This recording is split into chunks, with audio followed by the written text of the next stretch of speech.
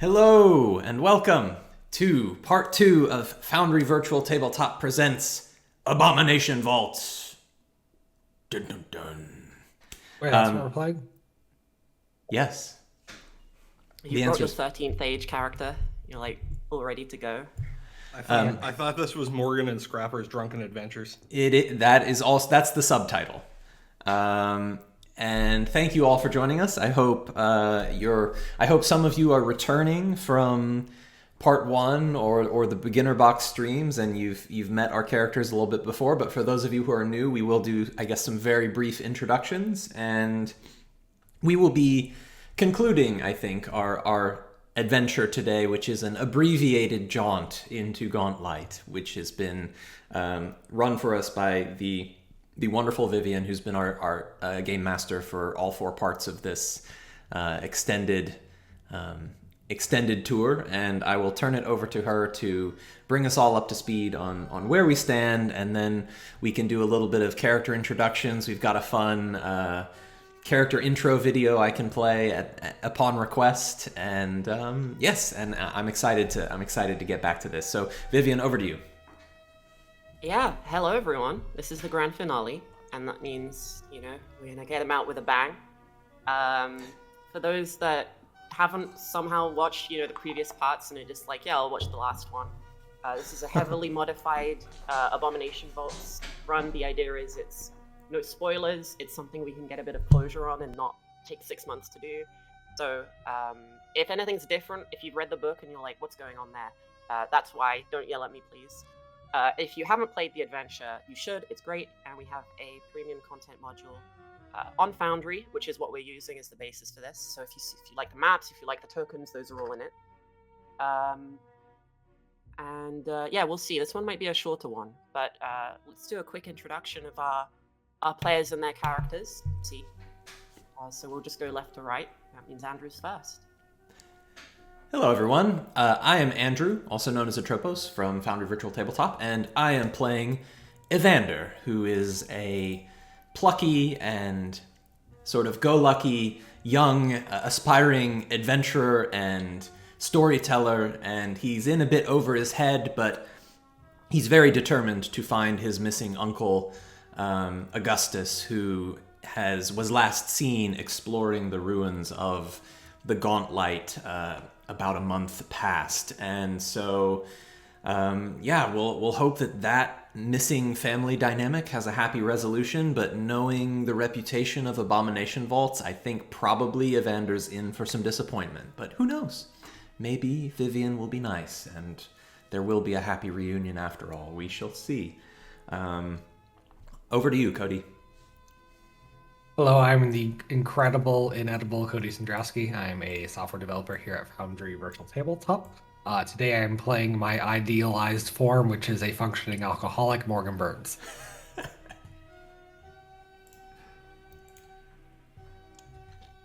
I'm going to assume that that's the conclusion of Cody's introduction. I will be playing, I'm Anathema, Shane, or Nath. I am the project coordinator for Foundry Virtual Tabletop, and I will be playing the definitely not a thief, Scrapper. He's our party cleric, right? I every session, that's what happens. Doctor, I think is the proper term. Speaking of, I think it's my turn. I am Blake. I run a fan site called the Archives of Nethys that became partner site, and we host all the official rules for Pathfinder, 1st, 2nd, and Starfinder. I play Horace Blackstone, Divine Warden, Champion of Nethys, purveyor of all things magic and good in life. And hello, my name is Steve. I'm from a little channel called Recall Knowledge. If you don't see all the branding above my head, I went a little overboard. We make YouTube content and streams based around Foundry, based around Pathfinder 2nd Edition, and giving you all the tips you need to take your experience to the next level, as well as run full stream games, including Abomination Vaults from beginning to end. It was really fun. And I am playing Zavoid, who is a dwarven wizard who has a little bit too much affinity for lightning and conspiracy theories. I'm expecting Isn't there some. too much? I'm expecting some IRL lightning from your hair today, Steve. That's true. I didn't even mention it. I did go with the pink hair today, just in honor of Zavoid. I went and It's excellent. I'm a- It's really good. I'm Yeah, just that's something got to be like a special. hero points or something. Come on, Viviane. Oh yeah, that's a good idea. Yeah, let's do cosplay hero points for the two that came. Well, no, actually, we've got Morgan's coat as well. Yeah, let's say 3. No, it's just how I dress every day. Those 3. I'll Yeah. always take bonus hero points. See, if Nath had come in a sort of a scaly fursuit, what do they call those? Scale suit? Then that would be 2 hero points. But also, if you manage to make yourself 3 feet tall, I'd be quite impressed. I don't I'm have not like gonna lie, a. I did consider getting one of those those like anime rigged avatars, and I considered doing Oh, that no. for Scrapper. I was gonna say, buy I'm really that, relieved that you life-size didn't. official Paizo kobold and put it in your chair. Someone threatened to do that for me when we were coming up to the end of Abomination Vaults for release, and it was really tight timelines, and I was feeling really stressed, and they were like, I'm gonna buy you a $600 life-size kobold. I was like, please don't. They have those plushes though. I really like those. But yeah, we've got some great cosplays, got great player engagement. Unfortunately, I can't poach them for a real game, so this is going to be our last time together for the foreseeable future. But maybe we can get together for other projects. Who knows? Who knows what the future holds? Exactly. Yeah. Who knows? And so obviously, dice willing, all of your characters will be killed today. In keeping with the sort of the theme of Abomination Vaults. Can I play our fabulous character intros? Oh, good idea. I forgot we had those. I will eagerly watch them. Roll the tape.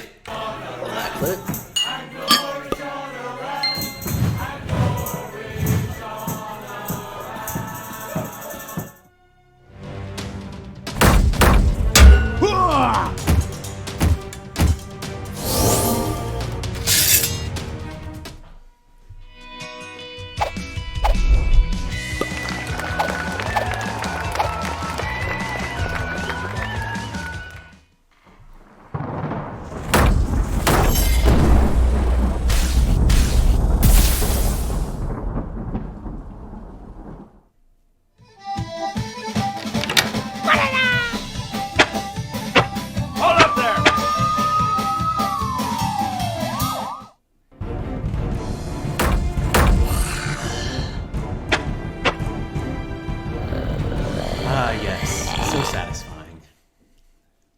I love it. I laugh at the own school joke every single time. It's Yeah, terrible. that's the best one. Props to Roman for that. Yeah, this is what happens when me, Roman, and Matt sit down and come up with ideas for character introduction jokes. Yeah, we really gotta stop letting you guys hang out. It's dangerous. Yeah, Nath, it I is. think that your card for Scrapper had a typo in it, though, and it was supposed to say definitely not a rouge. I have heard that, and since we're making jokes about the French language, why don't we get this bike on the mountain? Yeah, that's how bikes work. Okay, well, so for those that didn't watch last time, again, you don't have to. You might be a bit confused. Hopefully you'll understand. So we left off last time at a bit of a critical juncture in the adventuring career of these characters. Oh yeah, we were about to die. Yeah, most paths lead to death. We'll see if they find the ones that don't, or maybe singular one. I'm not sure. We get to start Bloodlords after we die, right? That's the plan. In pursuing Evander's uncle, they followed his trail into Gauntlight Keep, and they found a seemingly abandoned building that had a sort of alchemical necromantic workshop in the basement, and the sort of construct that manages and maintains the place somehow managed to just stall for time long enough for its master to return, with no one acting to stop it. And a secret door in the south wall slid open, and from it walked a swarm of writhing leeches, standing in the silhouette of a man wearing a very nice sort of two-piece, he has a little vest, well-dressed worm swarm, you know. And so I will take us to that scene, and we can see exactly what's going to play out. If you were to rate the worm man, like on a standard 1 to 10 scale, like how attractive would you say he is? Well, I think it depends. What are we measuring for? Because he has like a certain magnetism, I think. He has tailored clothes help a lot. He's really well dressed, good fashion sense. I feel the power of his pose. He exactly, like he's got a lot going for him. I think his main sort of downsides, I don't think he's got a very strong jawline, you know, and his posture could use some work. He only has a 10-foot land speed, because it turns out like when you're a sentient swarm of worms that is determined to still walk like on 2 legs, most of the worms are dead weight. It's sort of an inefficient method of locomotion. And so indeed you see this sort of agonizingly slow shuffle into the room as this sort Well, now I feel sorry for this individual. You know, attempting to remain dignified and well put together, he enters and he peers around the room, but his worm face has no like eye holes. He sees through the eyes of every individual leech that constitutes his body, and so you feel as though tens of thousands of tiny pairs of eyes. How many eyes? Leeches probably have 2 eyes. Are watching you from all over his body, and he says, "Ah, Mr. Beak, you've brought me test subjects. Very good. Why don't you get the table prepped?" And the little construct jumps off the table and extends his little wings, and he glides through the western door and walks down towards the doorway at the end and steps through. Meanwhile, the worm swarm moves up and looks Horace up and down appraisingly, mostly down. He's taller than you. And he says, well, dwarves are usually sturdy stock.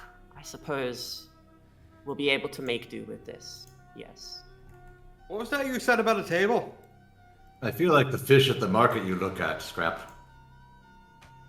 He looks around. Perhaps he's trying to get a sense of how much you volunteered for this and how much you don't really know what you're getting in for. And he says, "Who wants to go first?" Scrapper steps a little closer and leans an elbow up on the, I'll say, leg of Volok, and Don't touch orbs. kind of peers up at him with a vaguely questioning expression. I hope it's not times tables, because they try to teach me that. Tammy's trying all the time, and I'm not good at that. The swarm of worms looks down at you with an expression that might translate to sort of disgust at your touch, at the fact that you've been allowed in here, at the fact that you are permitting yourself to touch him. And when he speaks, you know, the sound is the sort of the thrumming, buzzing of the swarm that is just being modulated to sound kind of like speech, which might make it a bit difficult to understand. And he says, "I think we'll be doing you first." Well, now, but before we jump into, you know, experiments and such, maybe there's time for some introductions? He sort of makes a sort of derisive snorting sound and says, "I don't need your names, but if you would know mine, I am Valuk Azrane at your service." And he gives a sort of an awkward, like, half bow, but he can't bend over very far because the worms, like, some of them, like, fall a little bit and, like, wiggle back up to his, you know, up to his feet to reincorporate into the swarm. Like, there's constantly shifting and writhing, like, under his clothes as they're trying to move up. Sometimes when he steps, there's a straggler that has to hurry up, you know, and wiggle along the ground to catch up to his body. I really don't think there's a better word for this than just sort of disgusting, really. The individual leeches are probably about, like, this big, and Yeah, they are moving in a way that suggests a sort of shared intelligence, a shared consciousness.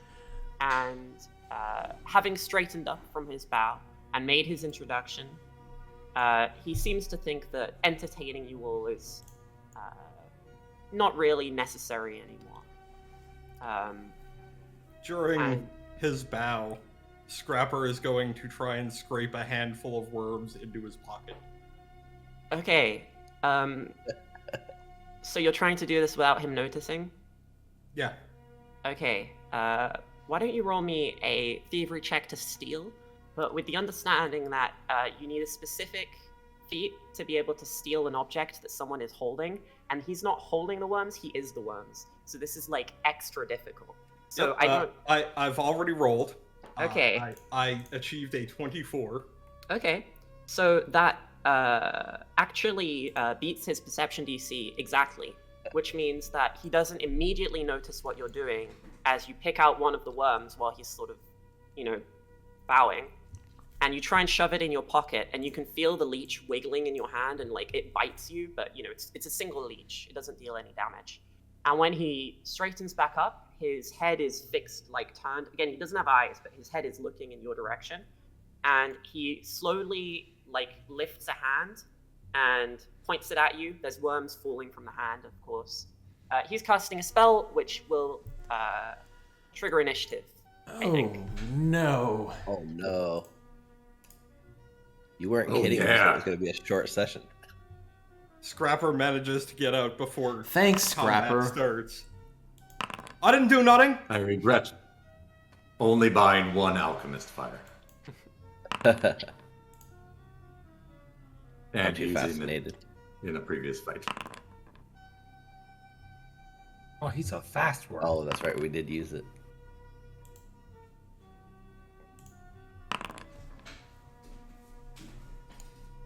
Well, I'll Not be the back roll here. initiative spell.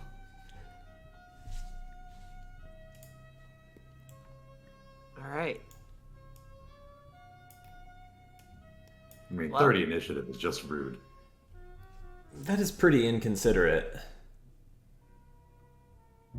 Veluk Azrene points a hand at Grappa, and there's no emotion on his wormy face as he utters the verbal components of a spell that I don't think any of you would recognize for free, immediately. I will ping the spell card to chat because we're so low level, none of you will have counterspell or anything that, really matters. He's casting Worm's Repast at 4th level because you were very rude. And I'm going to need a Fortitude save from Scrapper. Ugh.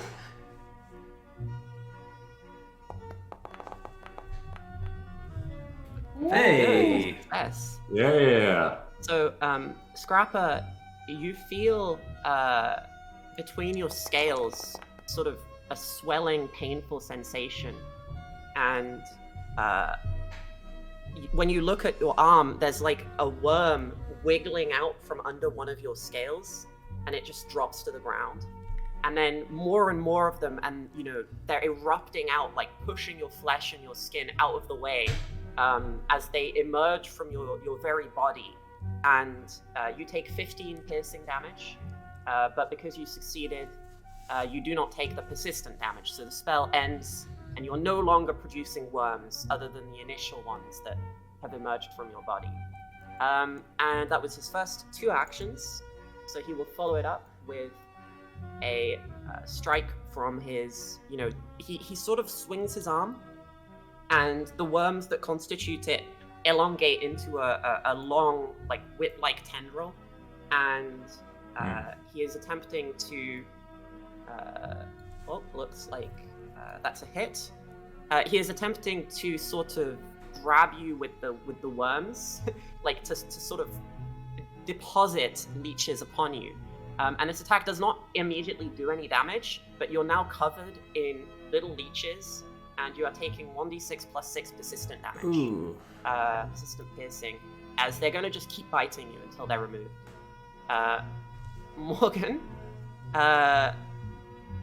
given that, you know, that Luke has sprung into action, you may want to do the same. Cheese bar's getting! Mr. Azrene, I'm Morgan Burns, and before you ask, the eyebrows are naturally... Oh, we're fighting. On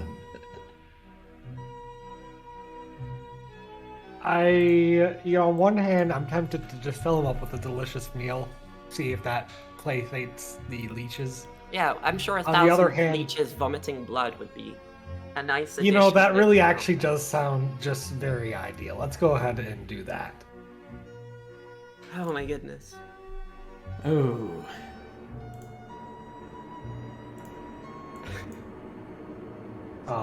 All his leeches are just plump full Yeah, of blood now. You fill the leeches with a lovely meal. And that was 2 actions and a focus point. I got there. That's how I removed that. Wait, is that 2 actions? Yes. Yes. Cast time 2, which means I have to do my favorite 1 action move, which is shout at him. That's intimidation, right? Yeah, demoralizes an intimidation check against his will DC.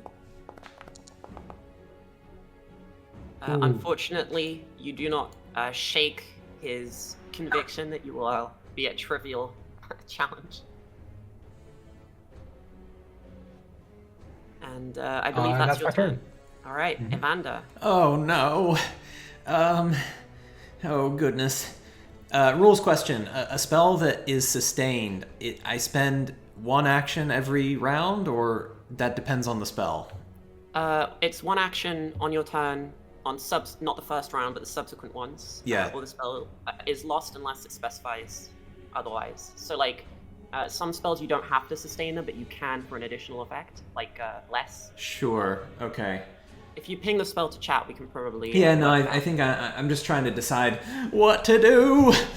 All right, I'm going to rally the morale of my companions and say, all right, friends, let's not be bullied by this worm man.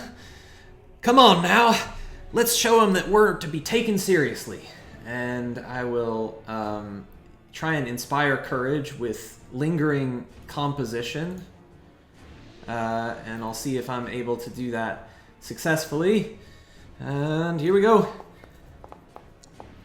Oh, 14. Yeah, 14 unfortunately won't succeed, but you don't have to... you get refunded the focus point if you fail on lingering composition, so... quite a good feat, actually. Yeah, that's quite good. And remind me, if the check failed, are we like short-term inspired or not inspired you're at all? Still 1 turn inspired. We're It's actually short-term like inspired. it's a really forgiving. It's a pretty like fail effect. no risk kind of Yeah, thing. there's not then. really any downside to giving it a shot. It just costs your focus if it succeeds. If it succeeds, but yeah. I have Only to a use- critical failure will really punish you. Okay, Yeah. well, that wasn't as good as I had hoped, but that's okay. I'm going to then channel my will, and I'm going to create a ethereal instrument crafted from the sound waves of energy as I cast spiritual weapon. I think I can do that. And I'm going to craft like it's going to be like an intricate harp, and its strings are made of this like reverberating, shimmering force that it's like a cheese grater. I'm just going to try and slice off worms by raking this harp of force across Volok. Oh, very good. You know, you could do that, Evander. I didn't either! So, as part of casting the spell, I do make 1 first attack with it. Is Yeah. that correct? Okay. That sounds right. We'll try. Ooh, 17. Oh, sorry, I didn't target Roll him. my dice. Sorry, I didn't target. I assumed that a 17... worries. A 17 is a miss, unfortunately. Yeah. Oh. The way that the swarm is sort of constructed means that a glancing hit is really no hindrance to it at all. If you knock a few leeches free, they'll just climb back up. and so it's sort of difficult to actually land like a direct damaging hit. Well, next time I'm just gonna have to fully commit. All right, Scrapper, you've been wormed. Scrapper is in the midst of cursing and takes the time to thrust his currently held torch into Voluk, or Voluk, which I presume is an unarmed attack since I don't have a visible strike for Yeah, we ran into this last time. You need to. I think your character sheet's so old that you don't have the torch strike on it. I see. Fair enough. I'll just do it as an unarmed, and we'll go from there. Yep, I can work it out from there. Oh no! We're not doing so well, guys. My rolls have been rather poor. All right, you should have a torch Evander, strike we now. have I to just added roll, one. get into the gist of things. Really understand the flow, the ebb, the tide. It's a dance. Jeez, man, kill him! Kill him! We've got to wriggle our way into it. All right, you have 2 actions remaining, Scrapper. Go for another torch.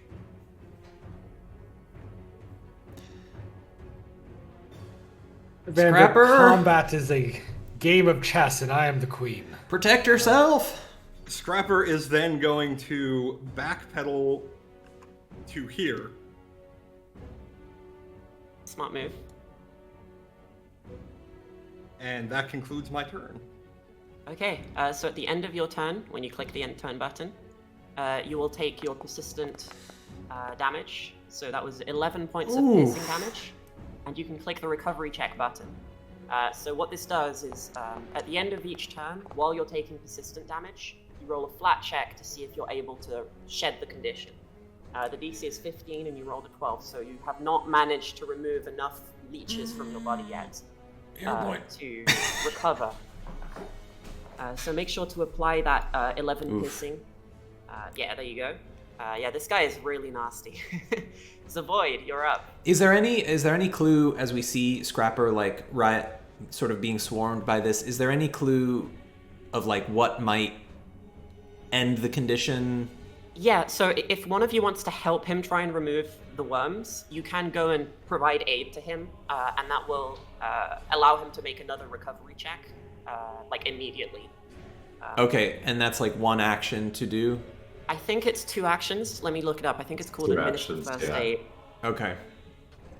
It's a persistent damage line. Yeah. Of course, the other thing is if you have a narrative, say you're on fire and you jump in water, it goes out, right? Common sense solutions do work. With the leeches specifically, it's not that simple, unfortunately. Okay.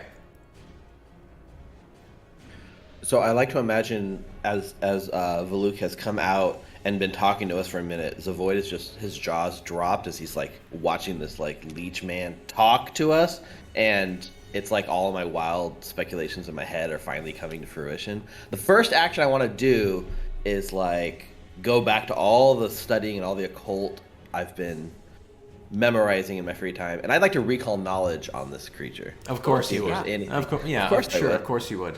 Please blind roll me a occultism Oh my god, check, he never does that. or a law check if you think you have an appropriate one. I think occultism's gonna be law, my... anyone? Nope, unfortunately no, but I do have... I'll just do occultism. Alright, let's hope that was good. Yeah, Tim raises a good point here. If you just douse Scrapper in salt, I think that'll kill all the leeches. I think I read that once. Zavoid, you had never expected to encounter one of these creatures in person, but you know that what you are seeing is a swarm that walks.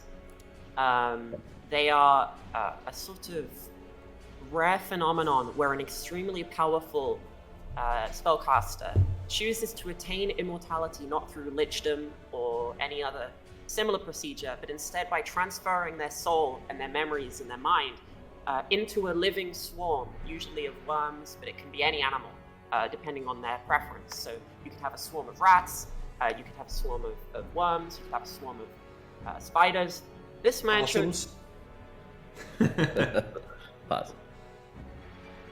And you know that it's a very strange choice. The people that do this aren't usually the most stable individuals because they're now a swarm of worms. Amongst other things, because their mind is split between all of these different small, weak creatures. If you kill enough of the worms, they will lose their ability to like remain conscious and sentient and like achieve higher thought until they can retreat and grow back to their previous number. Because the swarm can grow again. It can, the individual worms can reproduce and grow the swarm once more. So the only way to permanently kill them is to destroy every single like member of the swarm, which is almost impossible. They are very hardy, despite being, having many downsides in other ways. And you know that they have an special vulnerability. My gosh, that music is loud. They are especially vulnerable to effects that would affect each worm. So if you had any way to deal damage to an area or splash damage, that would be far more effective than a single target ability. Well, I guess knowing that, I would like to snap out of my like sort of flashback to the book I read this on, and I will then use. Hopefully, there's a way I can do this without like I want to angle it like at the wall like this. Yeah, I think there's an angle. It's just where like yeah. Like one square up from there, maybe, here, and you're kind of getting him, and you're just sort of not quite getting your friends. Yeah, I want to angle it like mostly facing the wall, so the flames are just into the wall and like bouncing off at him, right? Unfortunately, critical success. Jeez. I'm trying to think what this would even look like. As you unleash this flame at point blank range, does he just sort of matrix dodge backwards, like uncanny flexibility as he just sort of weaves himself between it? Or perhaps what he does is he moves and gets his clothes to take the brunt and protect the worms, and somehow escapes taking any damage whatsoever. Well, I'm out of ideas. You just do that again. Don't worry, I'm naturally fireproof and/or especially fire. Which way does alcohol go again? Guys, help me! Oh, this is one ugly Grab pile her, of my bugs. boy. Just rub some dirt in it. Try to demoralize him.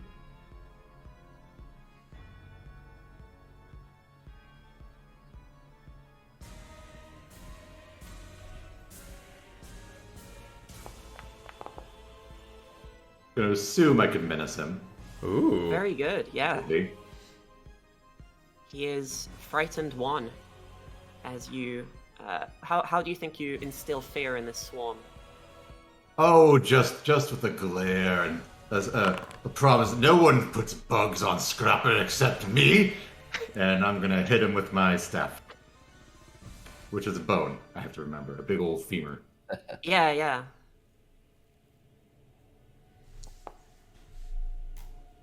Nice. Ooh, Yeah. You bring down your blunt instrument onto the swarm, and you make a hit that connects quite solidly, and you can feel the soft squishing of leeches that are crushed between your weapon and the stone of the floor, and you deal 6 points of damage as the swarm resists like the physical damage in a small way. They're sort of especially difficult to injure with attacks that aren't these like area of effect style. Well, unfortunately, I only know one way to hit something right now because I'm out of those fancy potions. So, for my last action, I think I'll just get my staff in a parry position since he seems a little nasty. Okay. At the beginning of Valuk's turn, the dent in the swarm that had been made by the strike the worms move to fill it, and his fast healing restores the HP that he had lost. And he is back to full HP. He will use. He will use Squirming Embrace and step into Horace's square. Horace, please attempt a reflex saving throw. Bad touch. And I will offset him slightly so that we can both select our tokens. Oh, no. Oh, that's a hero point. Yeah, you gotta use a hero point on that.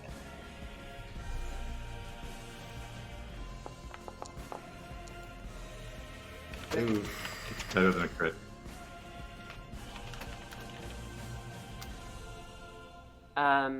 Alright, so you fail, and just being in the same square as him and brushing up against him, the thousands of tiny mouths of the leeches are nipping at you and biting at you, and he is immediately going to cast a spell. He is casting Mirror Image. Which, if we had token magic installed, I could make some crazy effects for that. We'll just cool. have to remember. And that's its turn, because that's a 2-action spell. What is mirror image?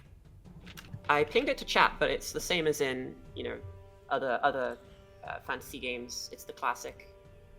There's a bunch of fakes. You get these sort of images. He's already sharing a square with Blake, and with Horace. Not Blake, thankfully. And you can see the illusory copies of him that are sort of shifting in and out, are like making it really difficult to see where he is, where Horace is. It's all very confusing. And you're up next. Did Ziz do anything?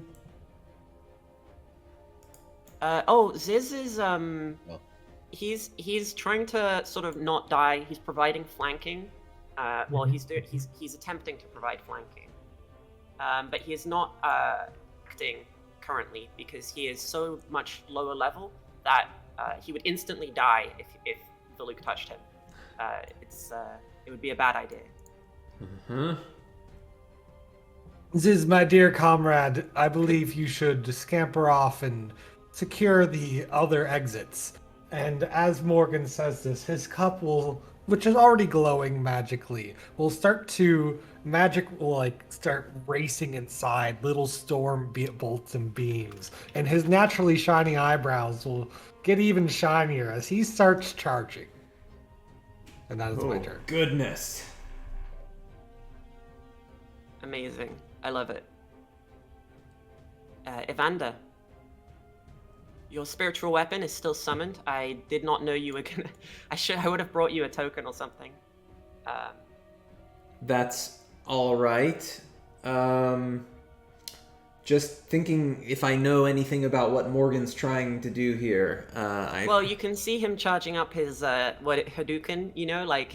He's getting ready. Never used this before in my life. So. It looks like he's planning to kill Horace and Ziz, I think. Yes, I think that's accurate. Okay. This betrayal has been coming for a long time. Okay, so let's think about maybe. Oh gosh. Oh no.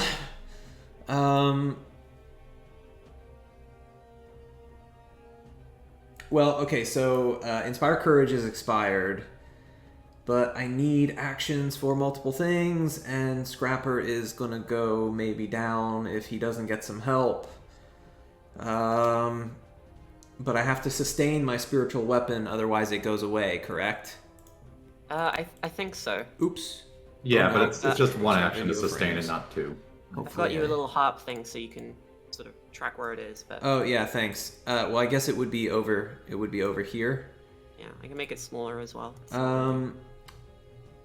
All right. Well, I will sustain my spiritual weapon, and as part of sustaining it, I can make a strike with it. Is that correct? Yes. Okay. Let me pop this out so I don't lose track of it. I don't have Inspire Courage. Can't have Inspire Courage on this one. But hey, 27. Very good. That's- Yeah, roll damage. Something. Force damage too. Yeah, now force damage, of course, won't be resisted as easily by the swarm. So this is 7 nice looking points dice. of force damage. yeah, the spectral harp sort of slices through the swarm. I'm Okay. imagining that scene from Resident Evil. You know the one with the lasers in the corridor in the Yeah. movie? Yeah. Except My it's harp worms. just scythes through the Yeah, leeches you just and send it straight through the swarm. yeah. Okay, so my remaining 2 actions, I think we need Scrapper to do some real good stuff here. So I'm going to cast Soothe as a 2nd level spell, Okay. and hopefully this is like automatically heightened. So Scrapper gets 24 points of healing. Very good. He also gets a bonus to mental saving throws, which may or may not come up for a minute. I like Soothe. It's quite a good spell. As Evander kind of concentrates his voice projecting towards Scrapper, and I sort of say, Scrapper, this is bad, I know. But you can do this, and we need you. It's your turn, buddy.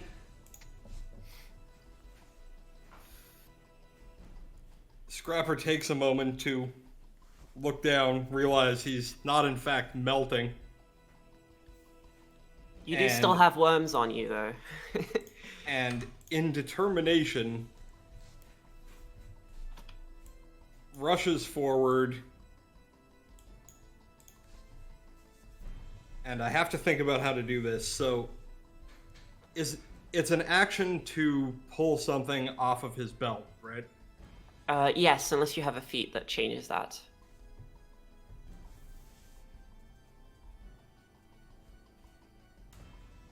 So, in pulling something off of his belt, is the act of like tossing it in the air also a separate action? I have no idea what you're planning, but I'm gonna say no because I don't.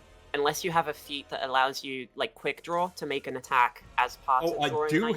I do have quick draw. Okay. So- What are you trying to quick draw? A pint of oil. Okay. Yeah, I'll let you draw and throw a pint of oil as an improvised weapon. It won't deal fire damage until it's lit, though. Okay, that'll be handled by his second action, I hope. I got your back if needed. So, Scrapper's going to toss the pint of oil, which I guess would be an unarmed. Yep. Feel I'm about to be a lot warmer. And Don't get it on the beard. so he's not actually like throwing it. He's throwing it in the direction, but more like up in the air. Like he's tossing it with his left hand up into the air, and with his right hand holding the torch, he's gonna slap it to try and shatter burning oil all over this pile of worms. Oh my goodness, this sounds like such a bad idea. Is this just what Newfoundland is like? Like people Yes. are just sort of building fireworks in their garage and like juggling lit fireworks and. Well, I'm not gonna say that when I was like 15 we used to have firework fights, but that may have happened. So, what do you want me to roll to attack a mid-air pint of oil? So what I'm gonna say is you have missed your attack roll with the pint of oil. So you throw it and it's just not going where you wanted. I mean it's not gonna hit an ally or anything, but it's like it's not in a direction where this is a maneuver that you think you will be able to pull off, and you think you probably would be better off. Oh well, in that case, I'm Yeah. gonna hero point that. Okay. Yeah. Come on, you Scrapper. could probably try. Unfortunate. 20? All right. Does that unfortunately, is a incorporate miss. the fact that he's, what was it, flat-footed or something? Or is he not Well, anymore? he's not targeting Like- Volok, is he? He's targeting like this oil in here. No, this is attempting to hit the worm that walks. Oh. Valuk is not currently flat-footed. Oh, did Ziz run away? I don't know where. Yeah, he did. Ziz, even when Ziz was present, Valuk was not flat-footed. Okay, got it. Okay, so I'm still gonna attempt to like smash the bottle of oil midair with a burning torch because this is a good idea. And see what happens. So this gets multi-action penalty. I'm aware of that. Well, no. The oil is not going in the right direction. You can light it, but it'll miss either way. So you'll just have a patch of oil on the ground. Oh, not So you know that thing that soccer players do. Sorry, you're in the UK. Football players do, where they like the ball's going the wrong direction, but they like still manage to like jump and kick it back into the right direction. So He's trying real hard here. I'm trying hard. I'm gonna sell this. I'm trying to understand why you threw the oil at all, because you could have done this with the same amount of actions. But you know what? Yeah, let's say somehow this works because you did crit, and yeah. Okay, so you throw the oil and it's gonna land like over there somewhere, and you're like it's almost like you're like trying to bat it towards him, and like one of the hits is with the torch and ignites the oil. Somehow, how much fire damage does the oil do? That's a good question. We're pretty far out of bounds. Click on the item and it'll go into chat and we can read the description. I think it's a D6, but you should check. I also hate to bring this up, but doesn't he have mirror image up? Oh, he does. Oh wait, that's true. Okay, so on a nat 20, I think. Can it just splash all it does?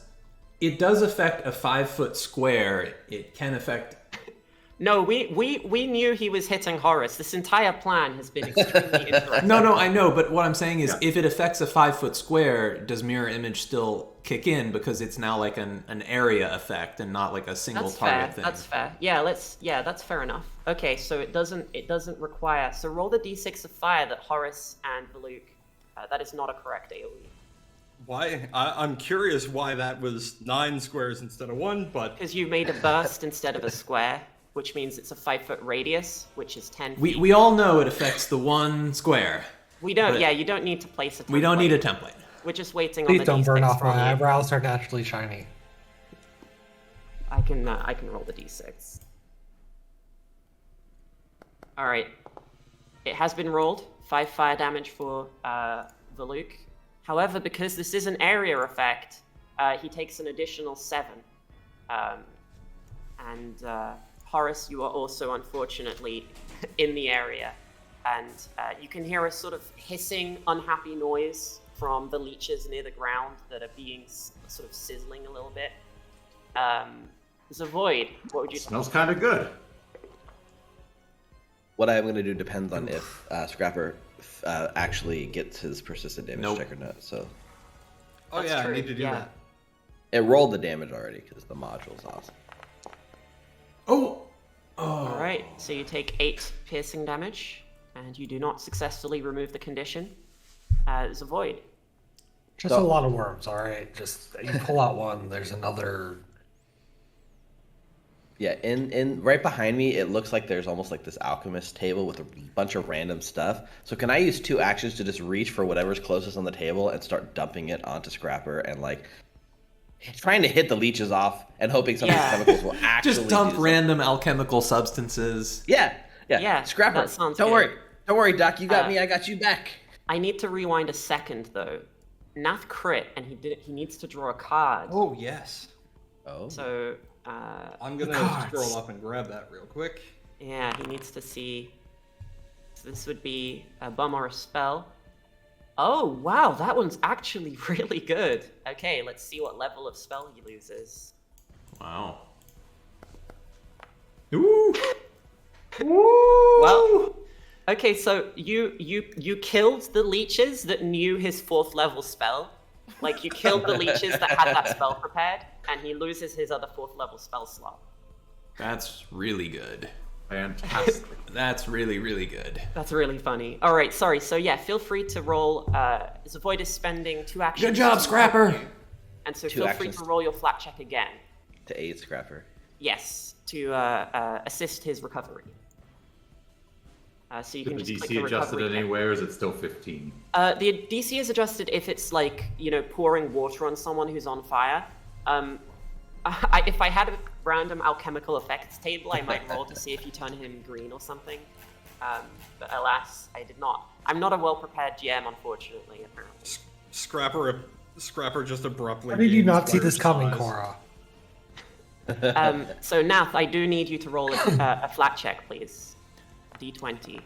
I think this is when you say, like, Thank you. with all of the fantastic content that exists in the Foundry VTT premium module of Abomination Vaults, you are the most prepared GM. Yeah, I don't need to prep because everything's 0 already prep ready. required. Yeah. Also, You put another tip so is... few hours into this, Cora, right? Yeah, no, this took me like 20 minutes. I didn't do any, like, this was nothing. Yeah, no. The other thing is, of course, if you kill your players, you don't need to prep for anything after the point where they die. So that's the other sort of hot tip I would give you all. Now, unfortunately, Scrapper once more fails his flat check. Zavoid, you have another action? Yes, my last action as I'm dumping these alchemical things is just offhanded, like swipe my hand, and I'm gonna send a force bolt at Volley. Oh, very cool. Yeah, that's actually really good here, too, because force damage, again, is not resisted. Nice. Max damage. All right, he takes 5 more. Is that a cantrip? It's a focus spell. Focus spell. Oh. Which is why it's 1 action. The focus spells, they're usually not like too crazy, but they're 1 action, which is like amazing. So Oh yeah, it sort of fits into the gaps when you don't have anything yeah, else. exactly. You just sort of like weave it in there, and it gives you a lot of flexibility. It's like a So- 1 magic missile spell. It's pretty cool. It's not relevant just yet, but it's shortly going to become relevant since the area Horace and Valuk are standing in is on fire. Are they taking persistent damage? No, the oil How deals dare you. 1d6 fire damage. It doesn't like create a battlefield hazard. It's like an instantaneous burn off. If it dealt persistent fire damage, it would say so, but for that you need something more like Alchemist's Fire. So like You always should bring the Alchemist Fire, let me tell you. Alchemist's Fire is a really good purchase. It would actually be great for Scrapper because it would be everything he's trying to do, but more actually damage in functional. 1 action. Yeah, 1 action instead of 3.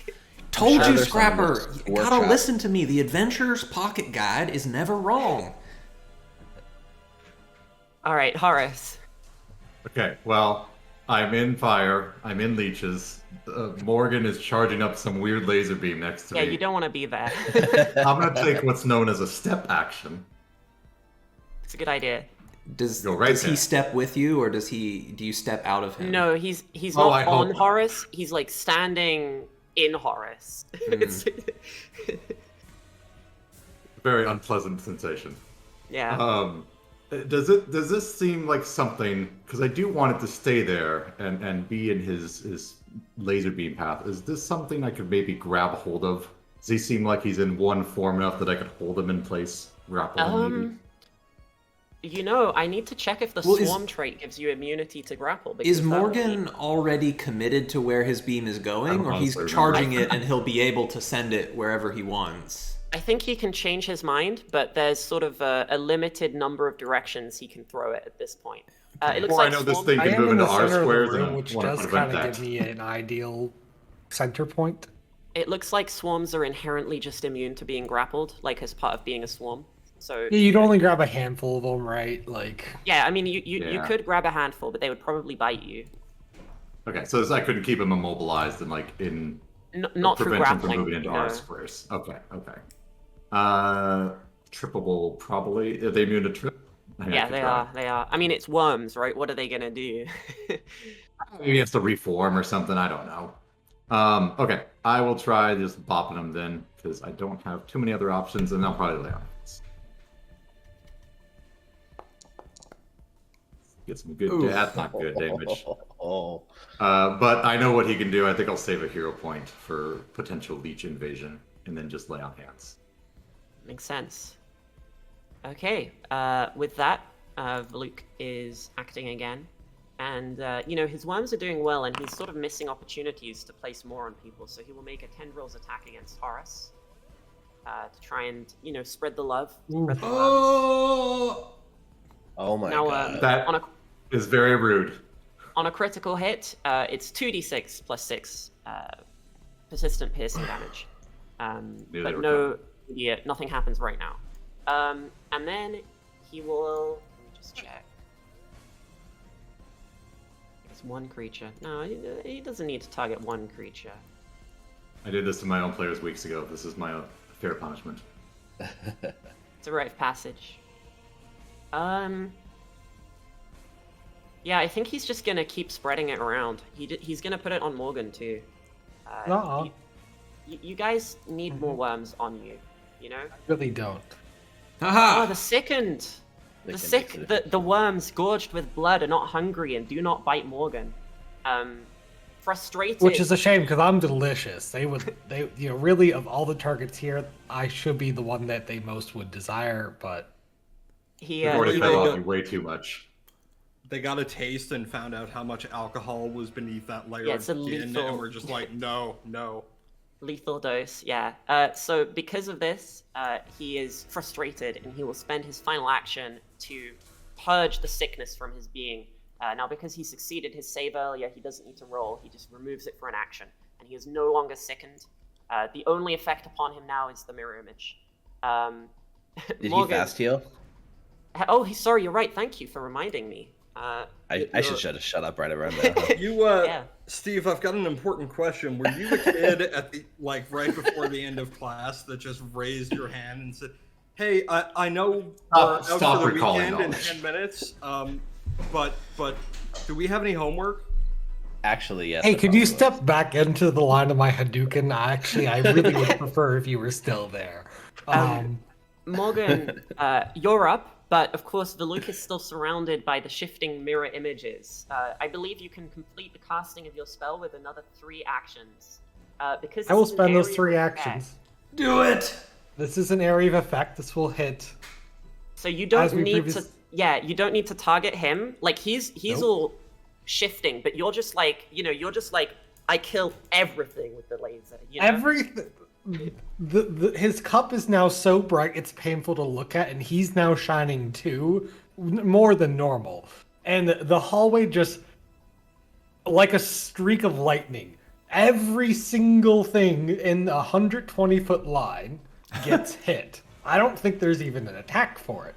I think they just take 8d4 damage. Is there not a reflex?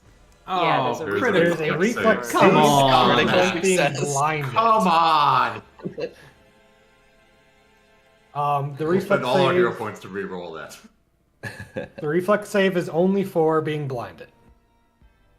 No, it's a basic reflex save, so it does also affect the damage. That's what a basic save means, unfortunately. Well, you'll still do some damage, right? Or no, because it's a critical It's success. a critical success. What a bastard. However, I hope you that do fucking, like, still- Mr. Beak is still in the hallway somewhere.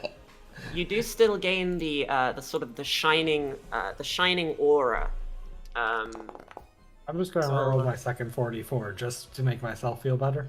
Yeah, just to. There's just no to sort chance of that know what Mr. you're Beak is missing still out just, on. like, slowly walking down the hall, is there? Yeah, I mean, how fast can he walk? Maybe he's still there.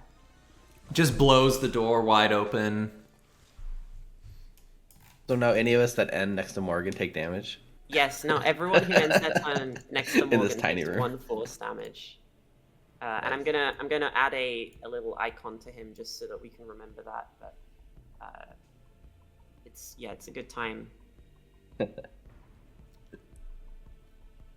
Now just gotta hold the worms in place, stand next to him for like a day. I gotta say, that's awful unfortunate that I spent 2 rounds to do 0 damage. Well, It's we very did know funny, from right? earlier that he has a plus 16 to reflex, because that was not the first reflex saving throw that It he is his attempted. best saving throw. I Unfortunately. didn't understand that the basic reflex save also Yeah, impacted damage.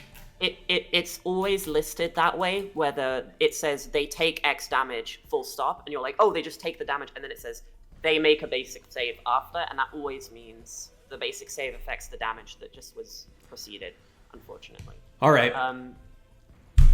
I'm going to attempt to inspire the group because no one's on the verge of death, so I'm going to try my focus point once again with lingering composition, inspire courage. I'm going to say, "Oh no you don't, Mr. Voluk, you are a nasty man and you're not going to wriggle your way out of this one."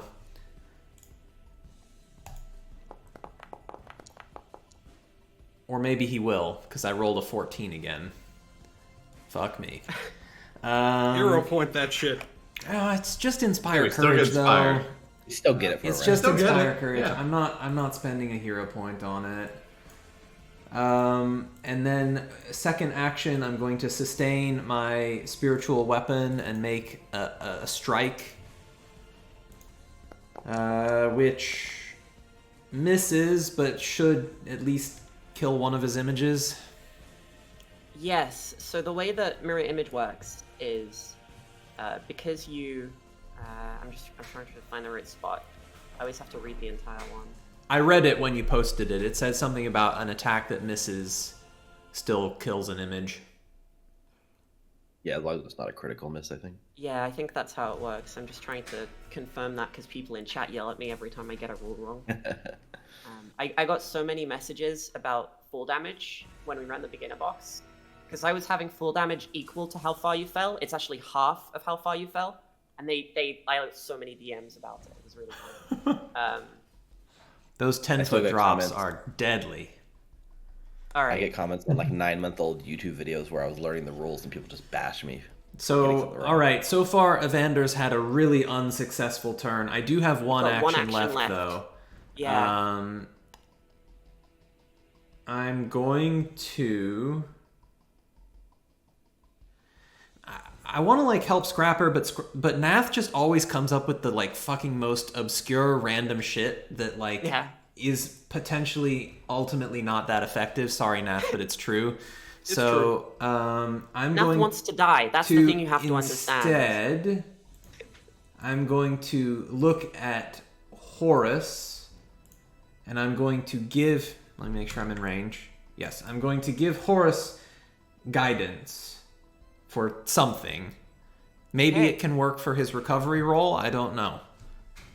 Probably not, but that's what I'm trying to do, is I'm trying to help him shake off the leeches.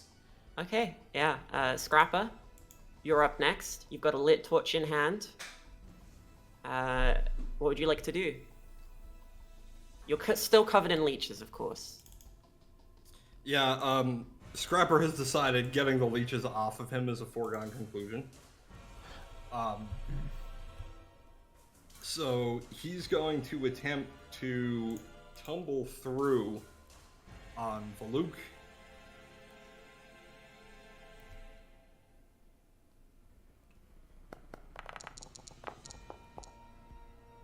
Okay. So tumble through is, I believe it's against their fortitude. Is that anyone jog my memory? No, it's against reflex. I think it might be Okay. reflex. Yeah. So Reflex he's again. extremely You're doomed, Scrapper. fast moving. Stop targeting his reflex. He's too quick. Well, could and- Scrapper just stride around? Is there enough room? Under the desk? No. He's blocking the doorway. Unless. Oh, to get through the Scrapper door. wants I thought you were to trying to get, flank like, with me or something. back here. Where are you trying to go? I would say, yeah, he's trying to get... Basically, he's trying to angle himself so that he can get some advantage. So there is Okay. just fine. Just yeah, a you can regular move move, there, but then, you don't, maybe? You don't do it by tumbling, unfortunately. Okay, well, the reason I was trying tumble through was because I have tumble behind. Right, that didn't work. All right, So, fair enough. That being the case, Scrapper is going to go with Old Trusty and quick draw and attack. Is it? There it is. With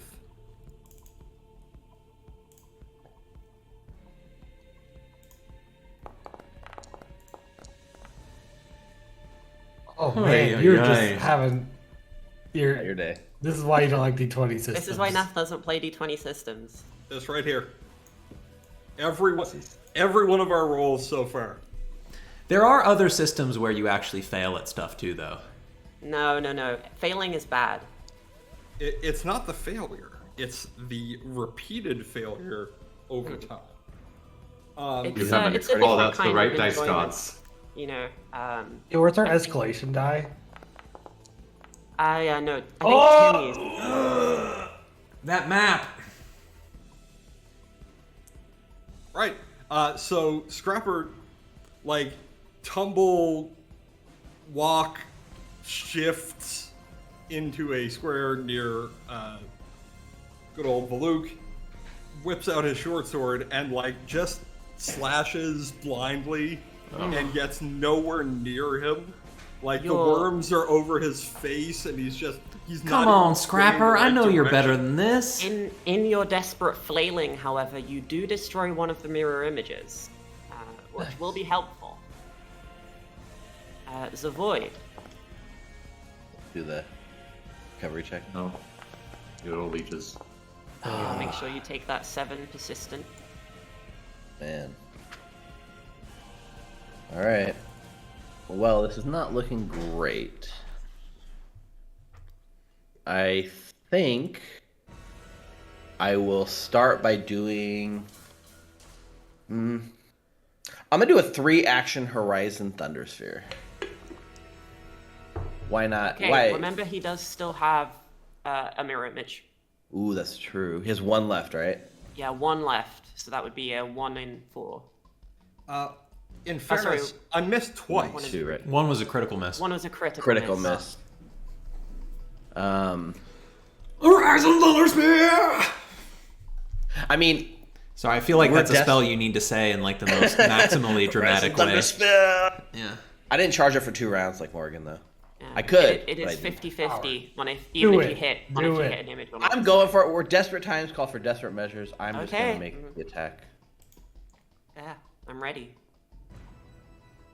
Alright, here we go. Oh, it was on that Oh, I 16. didn't even target. I didn't target him. It was on But that 18, 16. I'm guessing. An Misses. 18 is a miss, and so you do successfully destroy the final mirror image, which is at least a sort of a consolation prize. It does say, because I did 3 actions, half damage on a failure, but that would just be to the mirror image, right? Ah, that's really interesting. It's this weird interaction that's not really. Yeah, covered no, by that's the that's like a very edge case interaction. I'll say that because the 6-action version is an AoE, I'm imagining that maybe it's a big enough like projectile that it's grazing him, and that's why he still takes half. So Okay. I'll have him take. How much is it? I can roll half. It's half the damage I roll, I think. Yeah. Oh wow. Oh, I like that damage. Double 11. Nice. Now, of course, this was an attack roll. It was single target, so it won't trigger his weakness to area damage, but it will not be resisted either because it's not. What is weakness? Thank you, So Merciful GM. weakness and resistance are like damage reduction in other D20 systems. Okay. So he has resistance 7, so he takes 7 less from any source of physical damage, but 7 more from any area damage or splash damage. Got it. And at the end of my turn, I like take 1 damage from the brightness of Morgan, like hurting my eyes. Oh, right? of course. Yeah, I forgot. I think Scrapper does as well. Yep. All right, Horace, you're up. You're still covered in even more leeches than Scrapper. Very nasty, but you do have a guidance, so you can, make a decision if you'd like to use that. Yeah. There's a lot of alchemical stuff around these tables, and Horace has bought 1 alchemist fire in his life. Is there anything else that kind of glows in the same way around here on any of these tables? So, unfortunately, because alchemist fires aren't magical, you can't tell their auras.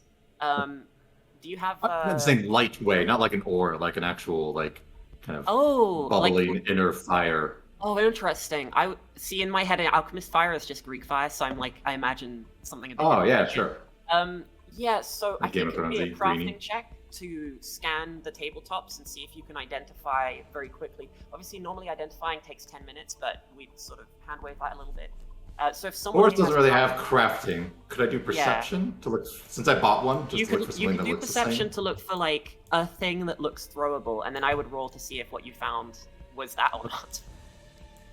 Sure, you know what? I'll give it a try because I can only. Yeah, Narky! no, let's give it a shot. Narky, which one's the alchemist fire?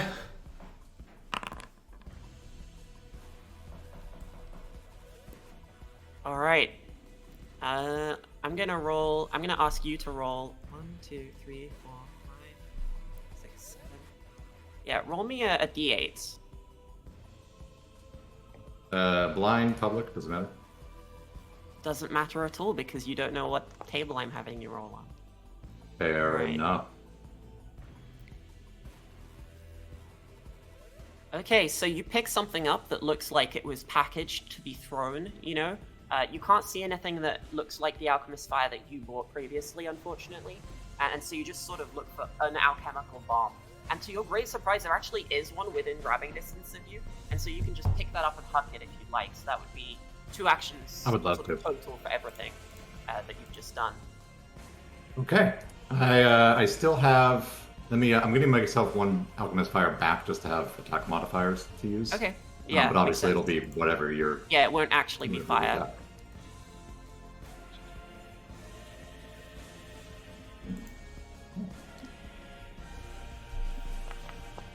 Oh, and I do want to use. Sorry, guidance. I forgot to check. Oh, the +1. That's a Sweet. hit. So on a hit, you throw your bomb and it hits So- the swarm, like, center mass and sort of sinks in a little bit and the worms are like crawling around it and then it detonates.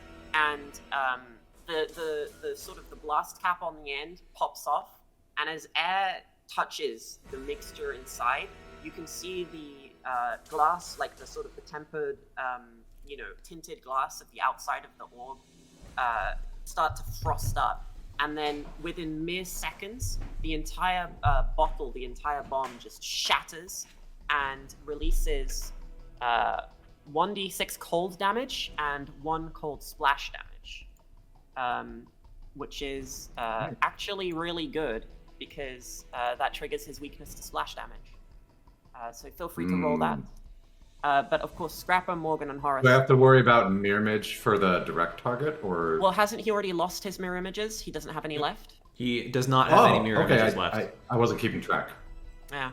However, of course, Scrapper, Morgan, and Horace, who are adjacent, will also take 1 cold damage from this.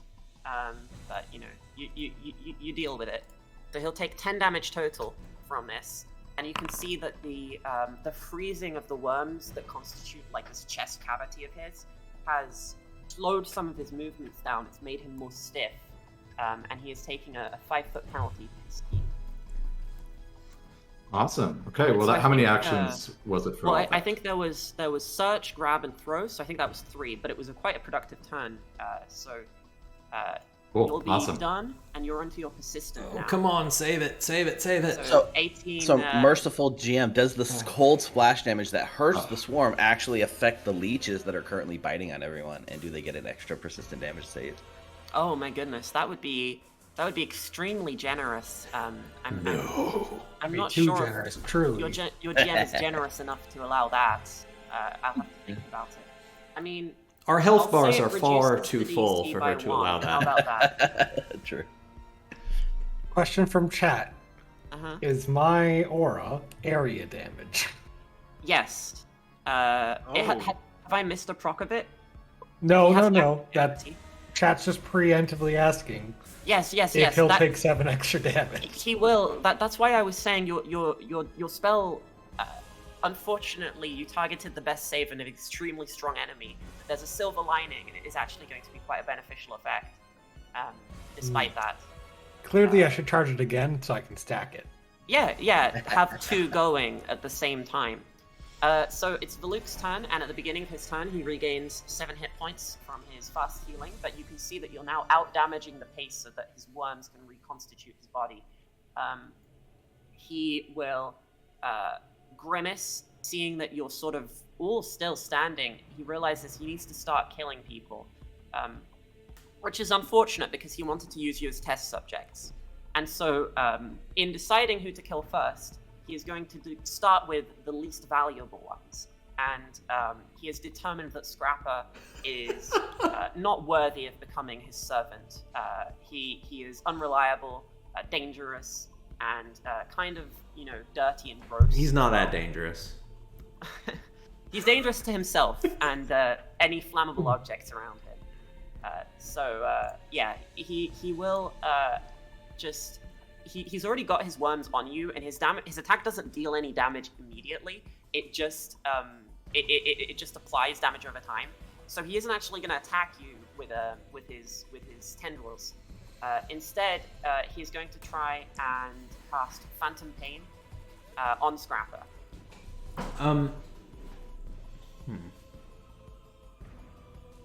You have the soothe bonus. He does have the soothe bonus. That's true. So, Nath, I need you to roll the saving throw for this spell. Yes! Nice! On a success, you take the full initial damage, but you do not take persistence, the same as the last one. So you take 20 mental damage. Congratulations, you succeeded. Now take 20 damage. You don't want to have persistent damage when you go down. I mean, he does have it already, but you don't want to take more. Right?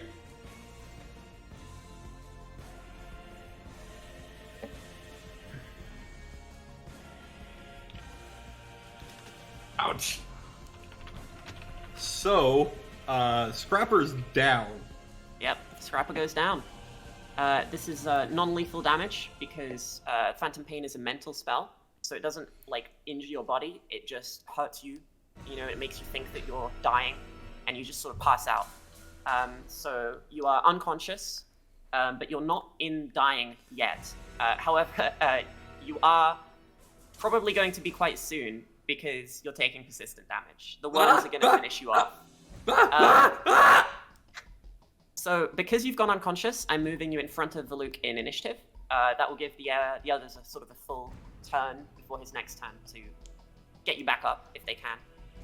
Now, with his third and final attack, his action, he will attack Morgan once more. He's going to try and get his worms on him. So this will be a tendril attack on Morgan. Damn. A hit. Very good. He's very proud of himself for shedding that sickness that you put on him. And so worms are now deposited upon Morgan and begin to feed. At the end of his turn, he takes 8 force damage for ending his turn adjacent to Morgan. And that's probably not a mistake he will repeat, as the sort of the radiant, force of your soul just blasts him for being near you. Horace, I forgot to mention, but of course you're also taking that 1 force damage. Oh yeah, I think I took it on my turn. Okay. And I'll double check. Morgan, you're up. Why are you drained? From the last fight. Oh, okay. I forgot. Question: is Scrapper in touch range for me because I'm a Yes. diagonal to him? Okay. Yes.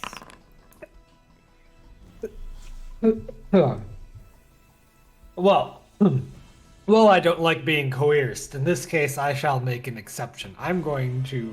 There's still remnants of energy. I'm going to target his best reflex save again with a 2-turn Inner Godliest Torrent.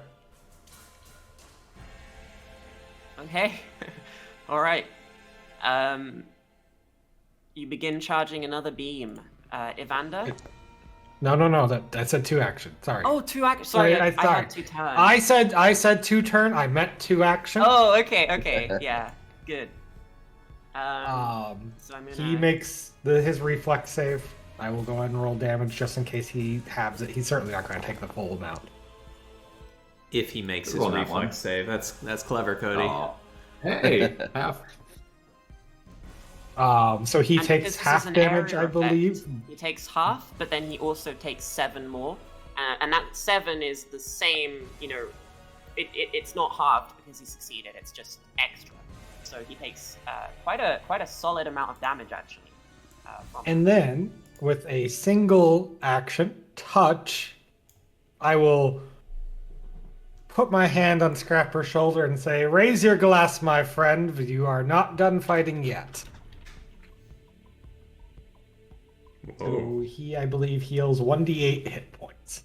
I think it's 2d8 because this is a second level spell now. You are correct. Thank you. Woohoo! It's not, nothing to scoff at. I might live. We'll see. Are you Morgan guys- has no idea he's casting magic. He just thinks he's getting his friend back on his feet. Yeah. Just yeah. Scrapper, Come there's on, more let's to go. drink yet. Are you gonna roll that heal or? Sorry. Should just click the healing button and it'll... Done. Oh, interesting. Okay, so that's wrong. Oh but yeah, I have forgot. better You healing. have healing hands, so actually it would be 2d10, which on average Oh. is the same as this. So if you want to just roll 2d10 manually, we can use that instead. There you go. Nice. Stuff. And that's your entire turn, I believe, which means that Yep. you're now taking your persistent damage. Yeah, there you go. So we'll need a recovery check. The DC is 14 for this turn only. Actually, you know what? You're dealing damage to everything next to you, so you would be burning the worms off of you, wouldn't you? That makes Be so sense bright. to me. I can see some nodding. I think. Let's see if chat. That's very Would- merciful. Would it burn the worms off of Scrapper? I think that they might be. That might be a bit too. Morgan. Go give Morgan a hug. Yeah, Morgan. I'm gonna say that you successfully shed the worms just through sheer force of like inner radiance. They are Classic seared onto Morgan your words. body. You are immune. You are immune to being wormed. We have so Now, many stats effects. You'll take the damage this turn, but then they're burned off. Like you take the All damage damage? one time, one round, and then they're burned off. Evander, you are up. What to do? Just let Morgan 1v1. I mean, Yeah, he's doing I pretty feel good. like Yeah. that's going pretty well. I wish I could be a little bit more effective here, but I think that You've got your harp. Your harp's doing yeah, pretty good it's damage when it going hits. okay. Spiritual weapon's great. Yeah. No resistance. Force damage is not to be All right, well, underestimated.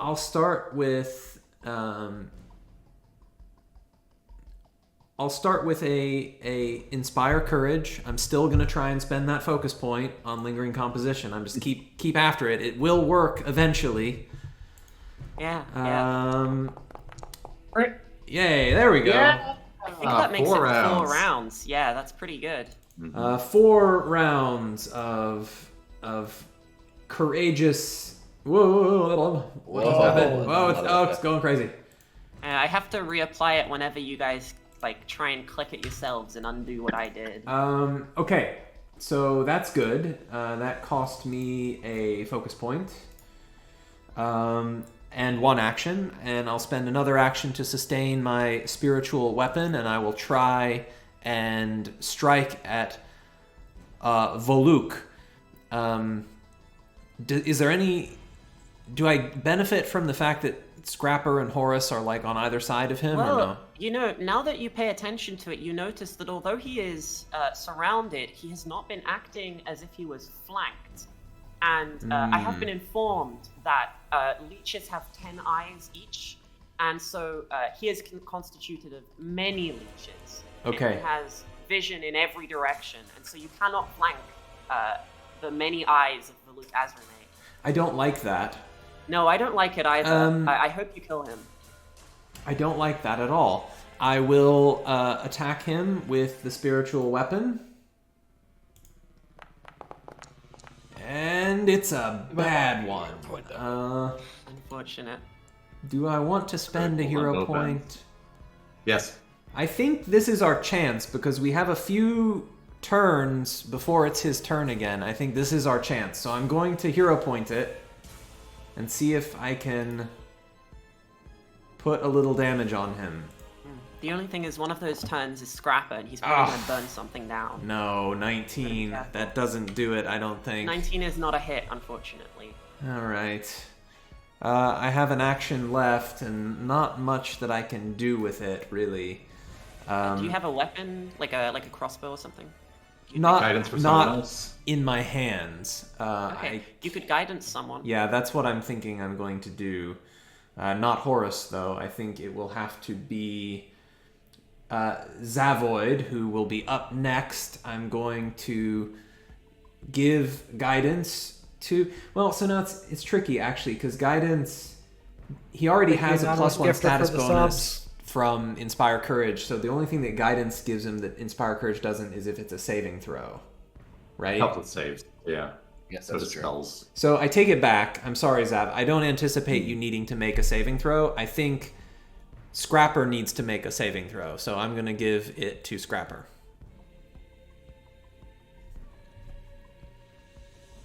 Yeah, recovery checks are not saving throws, but You are a rude and mean person. understandable. Yeah. Zavoid, what would you like to do? I was panicking up until a minute ago, but I'm hit with a wave of inspiration and just the optimism that Evander is putting. Well, yeah, from Morgan. But Evander is so optimistic that I'm gonna pull out like an old trick. So that crystal I keep tucked deep in my beard does flare up and regenerates a spell slot for me. I'm going to use Drain Bonded Item. Very good. I love that ability. And that allows me to regenerate a spell slot I cast, and I'm going to get back my 2nd level Horizon Thundersphere. And then I'm Bonded going... item allows me to draw 2 more spell slots from my deck. Right? And then I will cast a 3-action Horizon Thundersphere again. Very on, good. You love to see on it. Volot. So, this is a very important roll here. Let's not miss ready. this. Come on. Yeah. And You you've can got do it, your, Zavoid. You've got no mirror image. You've got a hero point. I think stocked from your one. And that's the one. I would use That's it. a Spend natural it. one. Spend But it. I have hero points stocked up I have not used yet. Cosplay And- hero point. Yeah, cosplay the hero Cosplay point. hero point. Hero And I'm so point. inspired. Hero I am point. spending that hero point. Hero point. God, I'm gonna roll another one, aren't I? It's the law of things. Hey. Okay, no. Yeah. Hey, Yay! I +0 hit exactly. Very good. Ooh. Thank you, Inspire Courage. Yeah. Okay, so that's a hit. That's going to be a solid low rolls on the dice, but Yeah, 14 low rolls, points. but he is weak to this, right? No, wait. He's It's not not splash or resistant. anything. Yes, it's only splash at the next level up. Okay. Yes. So he does not resist. He takes 14 Close. damage, and Just a terrible roll. So he has been standing too near Morgan. He's too close to the sun, you know. And the worms are like being burned off him, and he can't recover from all these injuries. He has this cluster of like frozen leeches in his chest cavity, and he has singed like burned leech corpses around the floor where the oil burned them up. And Zavoid just hits him point blank with a sphere of concentrated lightning and blasts a hole right through him.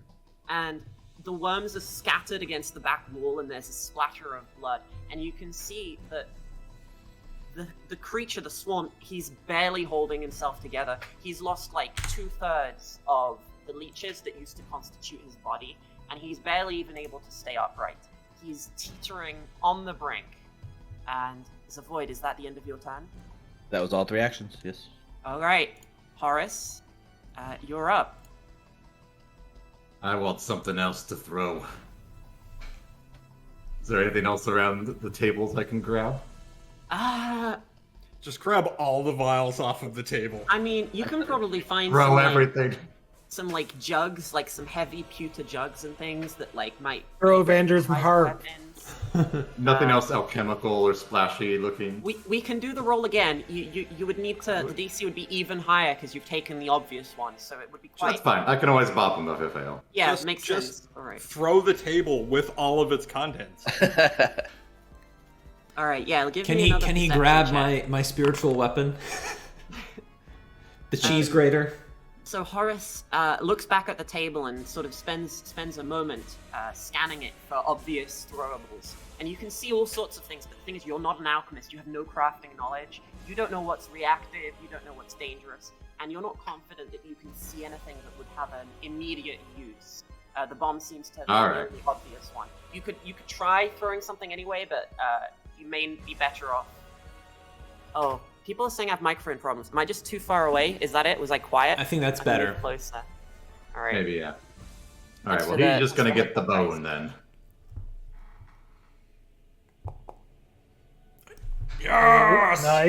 Nice. Pretty solid. I love how a 19's just a regular hit. Jeez. I know, right? All right. So of course, the swarm resists a large portion of this damage, but only 7 of the 11, and that means that some of it does go through. Enough, in fact, to reduce him to 0 HP. And so, as the swarm is struggling to pull itself back together before its fast healing can kick in, Horace delivers just a really solid hit that sends them scattered, and the swarm begins to discorporate.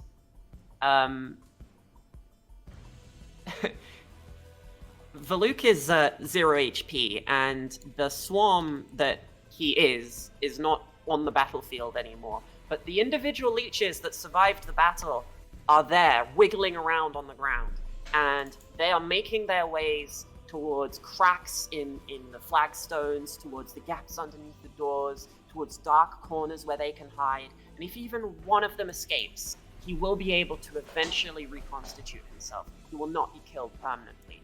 The threat is over, but there is a chance here to deal a permanent blow to this creature. Action! So, I'm in this direct center of this room, and the only spaces that aren't in my aura are where Evander's and are these little alcoves. I think we can wipe them all out. Maybe. There's a yeah. flat check. Yeah, it's possible. Now, it's currently Horace's turn with 1 action left. And Yes. although Valuk is out of combat, for the purposes of initiative, he was between Scrapper and Morgan, and he will be gone within 2 rounds. Okay. Well, I don't have any areas or splashes, and I am taking active damage from Morgan, so I'm going to step away from the burning brilliant man. Smart. Just And- stab any Scrappa. that come into your I have a bunch square. of leeches still on me, I'm sure. Or do they? Yeah, there they are. Scrapper, Hope you recover.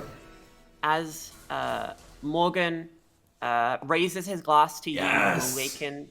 Your vision's a bit fuzzy, but you're still covered in leeches. What would you like to do? Give me your scrapper. Give me a hug.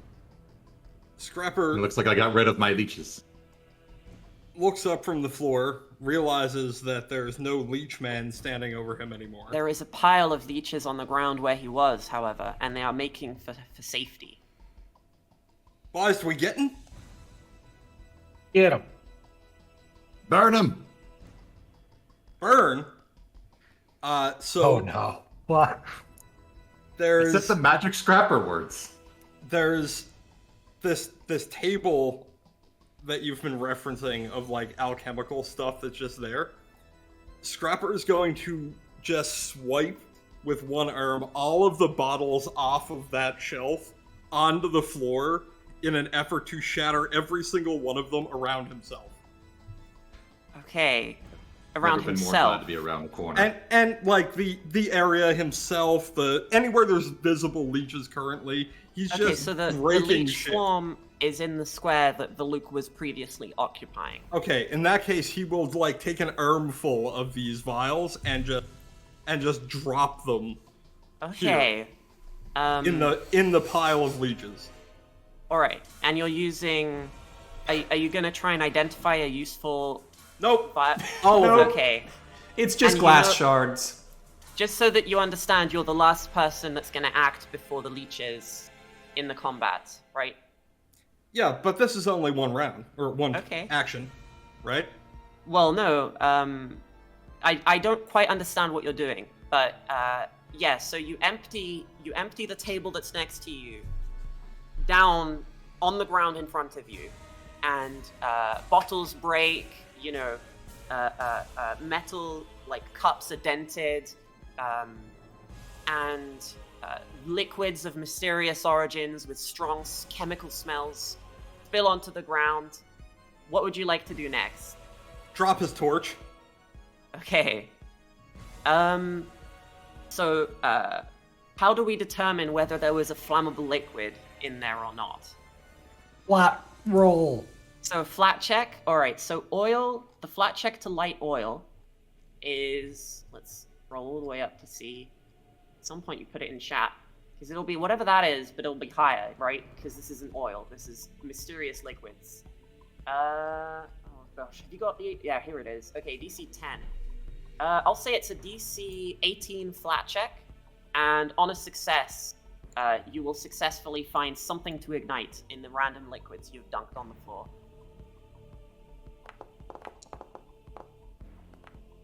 Alright, nothing lights up, but the torch that you dropped is there burning. Do you have any oil you would like to douse the pile with? He does. Okay. He does indeed, and will. Okay. With your third and final action, you empty the oil onto the torch. So this is a DC 15 flat check to light the oil on fire, I believe. No, sorry, that's the other way around, right? That's if you deal fire damage to the oil. So technically, I think this just happens. In which case, the flat check would still need to be rolled, but it's for the discorporate. It was still DC 15. So Scrapper empties... Okay, I finally think I've got what happened. So with one hand, Scrapper sweeps mysterious liquids onto the ground, and the other he throws down his torch, and then he pulls out a bottle of oil with quick draw and drops that down too.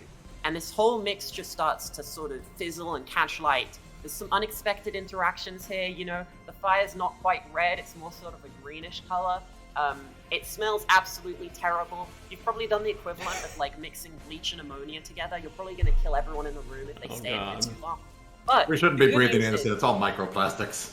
the good news is, some of the leeches are dying. However, not all of them are.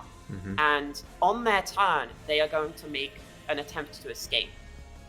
They will race for cover. They will race to try and get into the dark nooks and the dark crannies.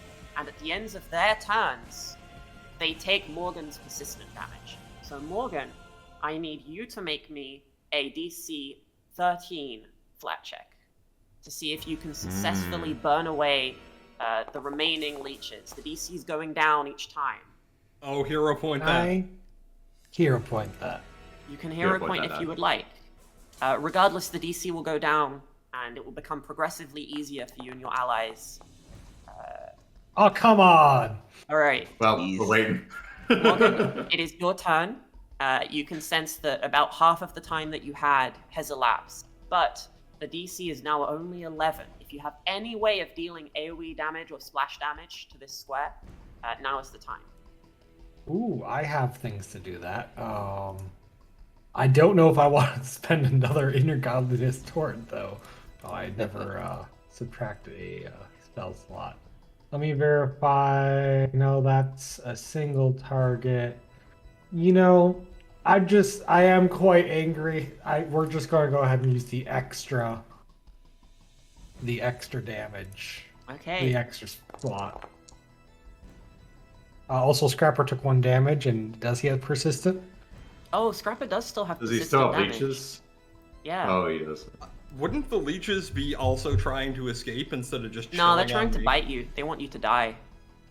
They're separated from the host.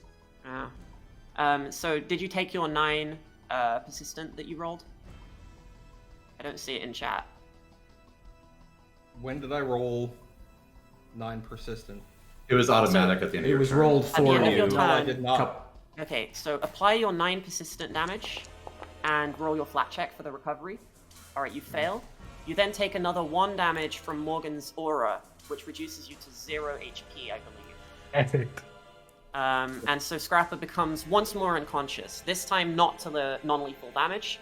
So he is moved in initiative to his own turn and is dying 1. Morgan, can you help him? Yeah, I'll get him back up. I'll reach back Morgan, over. Before you do that, you cast an AoE spell on the swarm. Please roll a flat check, DC 11, to see if you are able to destroy the leeches. All right. DC Yeah, nine If I now. hero point this one, I'm gonna roll above a 1. Okay, You so did. the DC 11 still fails, but it's now DC 9 for the next person. And we use addition. You have an action left, I believe. Help, Scrapper! Yeah, I'm gonna get Scrapper back up with another heal. 2D. That's 2d10. Yep. Man, Okay. Morgan's dice got cold after we defeated Bollock.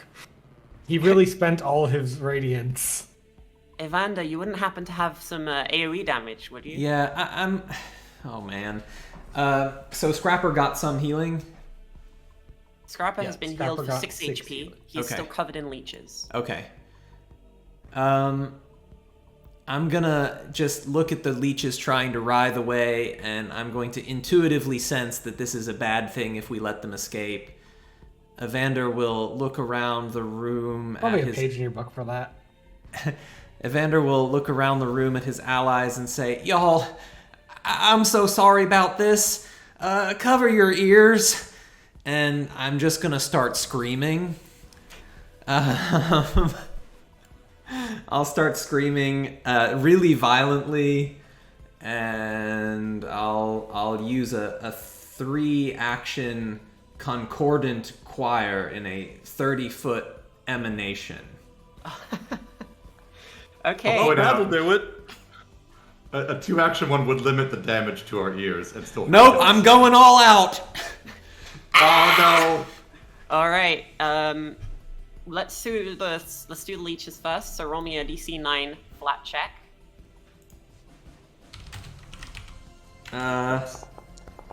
All right, 16. Hey! no! Alright. Yay! The discordant ringing echoes throughout the stone halls, and leeches all across the floor of the room are curling and screeching and dying. I want them to pop. Popping Can they as pop? the sonic damage shatters their feeble, boneless bodies. However, the larger bipedal individuals among you are also affected by your anti-leech measures, and And everybody I'll- in the room. I'll just alternate between screaming and saying I'm sorry. I just want to say that I picture this as Evander putting one foot up on the table next to Critical. him and just like striking that 80s hair metal microphone pose and just belting out a full like Iron Maiden wail. It's sort of like that, except with a little bit less self-confidence. Okay, so we need a damage roll on the spell. I didn't want it to end like this, you guys. I burned my last hero point to reroll the not fort bad. save. Okay. I rolled pretty low on the damage. That's. So, yeah, Oh, no, I Zavoid's didn't. I rolled taking- well on the damage. I'm sorry. Void's So, taking just so 8 you know there, Evander, I have 5 hit points, you just took 4 of them. Perfect. I mean, calculated, you know? Calculated. You don't need more than one. I'm just as healthy as I take 8 was for this 16. morning. Alright, Scrapper, don't forget you need to take it too. DM, do I- I Morgan, you would critically take failed? Do 16. I take... did- Sorry, I'm down. I did Aw. I succeeded on the fortitude save, so do I take half or? You take half on a success. Morgan takes double, I believe. Is that what you were Yep. telling me? Yeah. Okay, so he goes down, and because he was downed by a critical, like by a doubled damage instance, he is dying too. But, you know, I'm sure he'll be fine. Thanks, Evander. Evander kills the party. Do I blow up the Some- leeches on someone asks- Scrapper with this? The PF2E on Foundry volunteer dev team are asking, does this kill the leeches on Scrapper? And I think it's only fair that they would also be killed by this. So Horace and Scrapper can remove their persistent damage. Oh, I cleared mine off a couple rounds ago. Oh, we're you good. cleared yours already? Okay, very I good. rolled a flat chuck, yeah. It was a 16. Up in the chat. Very, very good job. I feel like it's only fair if you're dealing that much damage to your party members that there would be a little bit of a benefit. I'm just gonna kind of slump down and sort of sit and just continue scream crying for a moment. I'm loving the HP bars, like looking at them and well, you can't even see Morgan's HP because it's covered by all his conditions. It's, what I love to see. Select them all. Zavoid, I believe you're awakening to a reality which is without leeches. It's glorious, actually. Unfortunately, Morgan is going to die. Scrapper and Horace probably... Well, actually, you're all going to die eventually. But for now, Not for hundreds of years. the danger seems to have passed, and assuming that you all immediately rush to Morgan's aid... I have a healing potion I can interact to draw and just pop in his mouth. Okay, how much does that heal? Let's find out. This is courtesy of Tamale, I believe. 1. Tamale's given us You the should good really stuff. be here with us. We would have won this fight a lot sooner. You've if given us Tamale the was good here. stuff. God, Family has come guns. along. I'm pretty sure a gun would be good against a swarm, you know? Yep. Morgan will woozily get back up and be like, "Oh, Evander, my head. Oh, not the worst hangover I've ever had, but Morgan, are you okay? anyone have like some scrambled eggs and bacon, grits, and Hereby. maybe Here. a mimosa?" I ain't got that, but I got this. Scrapper holds out a healing potion. Don't drink Oh, that. thank you, That's- Scrapper. You have That's a mystery vial he If- picked up off the wall. He does not. Scrapper. I don't know what our party would do without your beneficial healing and continued medicinal advice. So I believe that the survival of the party brings us to about the 2-hour mark. Do we want to have a short break, like we usually do, halfway through? I think that sounds like a good idea. I need to go cry in a Don't worry, corner. I'm need up to 3 health. A few 10-minute cycles to heal up for sure. I'm going to quickly pop outside and take pictures of the new alpaca cria so that we can share that when we return from break. Very good. Sounds Nice. good. All right, Cool. we'll see everyone in 5-10 minutes. Yeah, we're gonna take like about a 5-minute break, and y'all hang out with us, and we will be back to see, now that we've narrowly survived Voluk, we're gonna see if we can figure out what's going on Tim down is here. And even more narrowly survived Evander. Tim is shamelessly trying to steal our viewers. He's plugging his stream in our channel. Hang on. Oh my goodness. What a... Phantom. Now we know who the true leech man is. The true leech. The true leech man. Shameless. All right, y'all. We will be back shortly. Don't go anywhere, or go watch Tim. Whatever you want. Go watch Tim for the break and then come back. We'll be back in 5 minutes. See you then.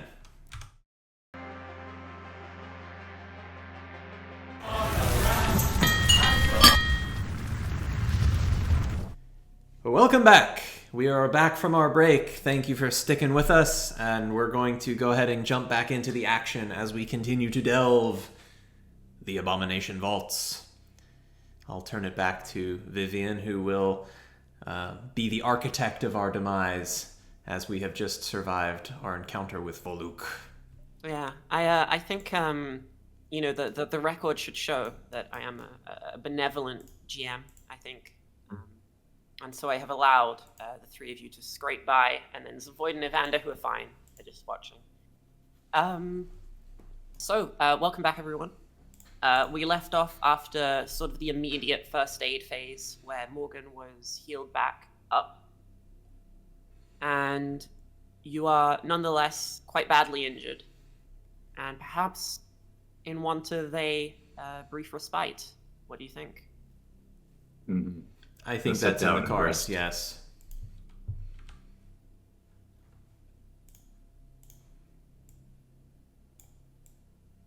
Believe it? I don't know how long it'll take, but can we presume that Horace can lay on hands people enough to raise them back to full? I'm not good with medicine, though, so to remove those wounded conditions, someone else will Yeah, have to so use we'll the need some medicine healing checks from tools. Scrapper to remove the wounded condition from himself and from Morgan.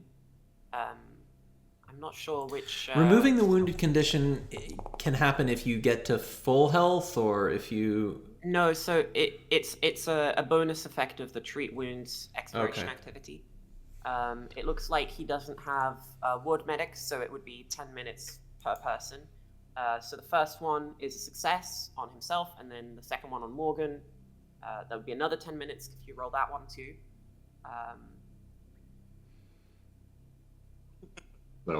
So they got time. There is something I'd want to do because this is all going to take quite some time.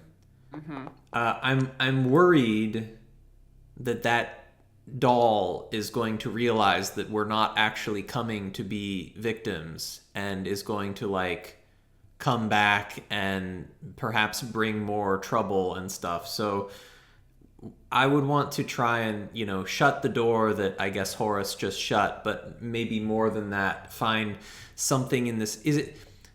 Could I argue that this door opens inwards towards us? Could I convince you of that? If I could convince you of that, then I would find something to really wedge it with, and probably multiple somethings, and you shift a table or something. I'd wedge stuff in the door and barricade. I don't know where Ziz went. If Ziz is out there, I'd say, Ziz, get back in here before I do it. Ziz will come back in. He scurries down the corridor and proudly tells you all that he was watching the perimeter. Yeah, perfect. Ziz, you did a fantastic job, my boy. We fought a most terrifying foe, an inhospitable host, but we overcame it. Thanks to me. Whatever furniture we put in front of the door, I'll just sit in front of it too. I have an important message to share in accompaniment to your rest. Some sort of recuperating images to restore your very your soothing. mental fortitude. My sanity is healed. Yeah. For those in chat who may not be aware, my husband and his family run an alpaca ranch. And today we had yet another Kriya. I will present Octavia, the mother, and Pumpkin, the new Kriya. Pumpkin? Oh my goodness. So while they're bolstering the main door, I want to move over to the secret door that Volek has popped open when he came up and just eye it. If I would poke my head in and look in that passageway, what do I see? So if you look down the corridor, there's just a staircase descending down into darkness. There are no torches or sconces or anything lighting it. And as far as you can tell, it goes on for quite some distance. And you get this sort of vague background sense that whatever is down there is not a part of this story necessarily, and that you do not need to concern yourself with it. I just want to find a way to then close that secret door and lock it back into place. Spend enough time and make sure Neth is following us that way. You can slide it back closed, and okay. I will take Zavoid's word for it that there is no sign of Augustus's trail leading downstairs. Yeah. You feel as though the path you've been following does not require you to go down those stairs. Just leech footprints. Well, we got some other time to kill while all of these minutes of healing and respite are passing. So there is one other thing I'd like to do here. Okay, before you do, so it's been 10 minutes and you've been moving furniture around. Horace has healed himself. Scrappo has healed himself and removed his wounded condition. And then the second 10-minute increment that we're about to enter, where you're going to do what your plan is. Horace, would you like to do another heal on someone? Yeah, I was gonna do another. I guess one on Morgan. Let's do that instead of myself. And then Scrappa tried to heal Morgan but failed. And then what is Evander doing? Well, So I'd Morgan, like you that's to you, tell that's me a 12. little bit about this goblin in a jar. So the northern wall of this room seems to just sort of have a depression in it, a hole, like a cavity at the back, and suspended within it, behind a glass wall, in some kind of fluid or liquid of some kind, is a goblin. The goblin is wearing sort of rough, cheap, clothes that, maybe a bit stained, and otherwise isn't a very remarkable individual. You don't recognize him or anything, and you're not really sure why he has been preserved here. Well, I think I'm just going to pass the time a little bit. Since this is a workshop, I'm going to go around to the various tables until I find something like a dark, greasy, just some greasy oil, some like, dark tar like something. Presumably that's something I can find in this room.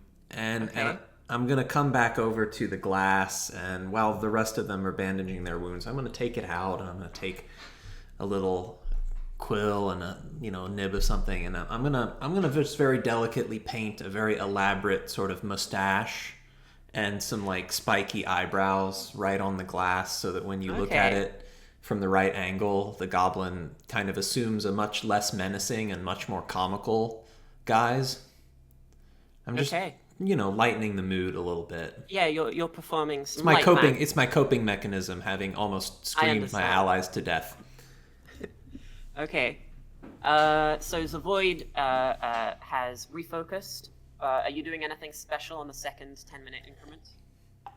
Yeah, now that there's a bit of free time, I wouldn't mind moving over to that sort of research book and try to look at the goblin that's currently being painted on the face. I want to figure out exactly what's going on here, if I could try to understand what this workshop and the book and the research, what's the purpose of this room? All right. Can you roll me an Arcana check? Arcana check, I can do that. Blind? Yeah, blind is probably best for cool knowledge. Okay. So, you already performed a sort of a cursory examination last time you were here, and you knew that the workshop was specifically specializing in necromancy and the construction of constructs. But what you're able to uncover now of these sort of 10 minutes of browsing is that the specific field of expertise of the wizard that uses the workshop is the transference of mortal souls into other vessels. And so, from your immediate experience and your successful role earlier today on Valuk himself, that one way that this could be done is you could transfer your soul into a swarm of living creatures. Another way would be to transfer it into an inanimate object. And you suspect that might be what that puppet thing that you were talking to before was. Okay. So looking at the goblin body in the tank, and we found some sort of doll in here too, right? There was a goblin doll. It is not finished yet. But it's a doll that is under construction. It seems to be being made with some care, but it's a small, same size as the bird one, small goblin who's currently still missing arms and legs. So I think what we have here is the transference of this soul into this vessel. That would make sense, yeah. I don't believe my soul could fit in such a small vessel. Your cup floweth over. Not your ego, definitely not. For good reason. The way you handled that.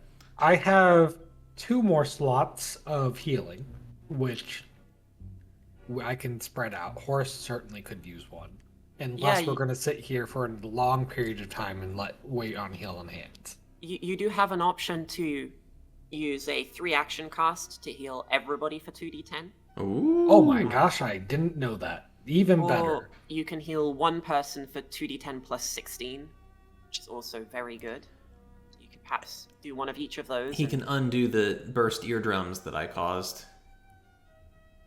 I'm looking at my sheet. I'm trying to see where that last one you mentioned was. I'm not seeing. That's the heal's 2 actions. So 1 action is touch a person for 2d10. 2 actions is 30 feet, 2d10 plus 16. And 3 actions is everybody for 2d10. Okay, okay. It's hidden behind on the sheet behind like a button, so I didn't see that it did extra. Okay, yeah, I'm going to go ahead and pour out drinks for everyone to celebrate and not unknowingly do the 30 feet emanation. Okay. Which is the normal button, although I think we discovered that I may have set it up wrong. So That's just okay. I'll roll roll 2d10 normally. 2d10. Yeah, just roll 2d10. 2d10. If you only got a one more of Ooh, those, good for it, roll, you might hold Cody. on to it. Good roll. Yeah, no, I have in one case. more slot I can cast, but I'm like, raise your glasses, friends, for we have triumphed over a terrible foe. And everyone feels better. Yeah, Morgan heals everybody in the room for 15 HP. It's very good. Guys, that sucked. I mean, Was not. he was a real shifty individual. Yeah, wriggling all the time with all the worms Yeah. and things. Sure, all I want to do was take a bit of him for fishing. I think he tried to take a bit of you for fishing too. He didn't strike me as much of a fisher by. Well, we don't know what his experiment was. He Yeah, clearly a likes fisherman putting... always recognizes another fisherman. He clearly likes putting people in submerged environments inside water. I mean, look at this poor fella back here. That's gross. That's easy but- fishing. Sure, what do you want to fish goblin for? Well, I may be misremembering Evander, but that little doll, didn't he say something about recognizing your uncle's name? yeah, They have him I here feel somewhere? like I gotta track him down now that we're done with this, see where he Oh, went. yeah. Oh, it's going to be tragic to break the news to dear Mr. Beak that his employer turned out to be not so kind. I don't believe he was aware. Scrapper produces a knife and says, "Oh yeah, I'd like to have a conversation with that little doll too." Well, let us be on with the way then. You know, we can't wait here all day. Vander's uncle is waiting. As I'm reading Through the the book, I'll stairs, just the say, way the thing came up? we might, if this book is correct and this workshop's correct, we might not be looking. If we're looking for your uncle, we might not be looking for a who, but maybe for a what. If they could have possibly transferred your uncle's soul into What? something of an object. Transfer? No. Uncle Augustus wouldn't have been transferred. He's got a perfectly good body, more than perfectly good. He's a handsome gentleman. I don't think that leech man took no for an answer, lad. I mean, he did from us. In the end. Listen, Well, boys, I don't know much, but I know consent's important, all right? yeah. I don't know if your uncle that's can right. scream as loud as Consent- you. Consent is important. I agree with Scrapper on this. We didn't consent to no Cora, experiments, can I and neither remove did Wounded One? Augustus. I'm sure of it. Can you remove what? Sorry. Wounded one. So Scrapper failed to remove your wounded condition, unfortunately. I am at full hit points, and we have Oh, rested for 10 does being minutes. fully healed remove it? I didn't know that. And It being doesn't, rested for 10 do minutes. anything to wounded. It doesn't. Well, yeah. The wounded condition ends if someone successfully restores hit points for you to treat wounds, or if you restore to full hit points and rest for 10 minutes. Very cool. I didn't know that. Wow. That's really cool. You know, All right. I always forget There you that. go. Yeah, Cody. I know a lot Different about sessions. Pathfinder And second you're teaching edition. me the rules of the game. I'm very proud of you. This is the benefit of playing on Foundry VTT, where you can see the rules very quickly. Well, Yeah, You if should get only a it was hero like point for another being a place I new could player quickly and knowing reference something the rules. GM oh, and Nethys thank you for didn't. the reminder. Yeah. Okay, so everybody who defeated Valuk should get a hero point for their accomplishment. Ooh, that better. But I Ooh. think Cody deserves an extra one for that because that was a very Yes. keen observation.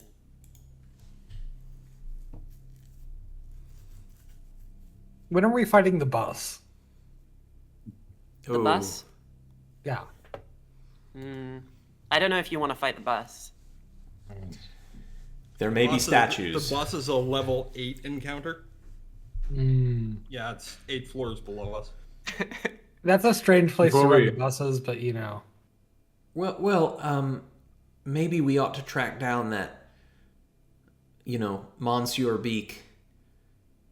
If he had a table ready for experiments, and his experiments involve transferal of souls into inanimate objects or living objects. Good place What to if we figure go out. find where these experiments are taking place, and we'll just pretend that, we're there voluntarily, and that Mr. Voluk will be along shortly, and he just sent us along, and everything's normal, and he's not like a bunch of exploded grubs on the ground. He's really slow, right? He's fine. just coming on behind us. So, Oh, Scrapper, this- are we going that way or are we going down the stairs he came up? We gotta go after Mr. Beak. I believe He we were went given that a way. nudge to not go further down. Yeah, something about the path further down makes you feel like it doesn't lead to the rest of this story. You're not really sure why. Fair enough. I mean, you can go down there, but we might need another week of games. Oh no, more role-playing. Hey, you! Beaky! No, play it cool, Scrapper. The door that you're about to open, behind it, you can see a small beaked doll who was reaching up, to try and like hop up. He can fly, so he was gonna fly up and like turn the doorknob. And he stops when you open the door from your end, and he says, "Oh, there you are. I'm not ready yet." Good afternoon, Mr. Beak. Good afternoon. I've moved the last subject off of the table, but I haven't finished prep work yet. You'll have to go back and wait. Scrapper's going to attempt to tackle him mid-sentence. Oh my gosh. All right, let's roll initiative. That's the Scrapper way. Scrap, you might want to remove that prone condition so it doesn't penalize you. Oh yeah, I'm not... Nah, he's just crawling around. He likes it. He's called all Scrapper's fours, yeah. immediately going prone Good on run. purpose. Scrapper, would you like to roll athletics for your initiative? I don't know if it's better than your perception, but it feels like tackling someone in the middle of a conversation. You could roll athletics if you like. Can we make it an acrobatic tackle? I don't think so. No, I'm sorry. Do you blame me for trying? Yes. Yes. It's one of those I'm universal You're just things. being one of those I players. totally should have done that from the initiative menu instead of just rolling the skill like a You can jackass. right click No. and you can click. Yeah, you can add it as your initiative. Yeah, add as initiative is a button. Although you'd need to be in the tracker to do that.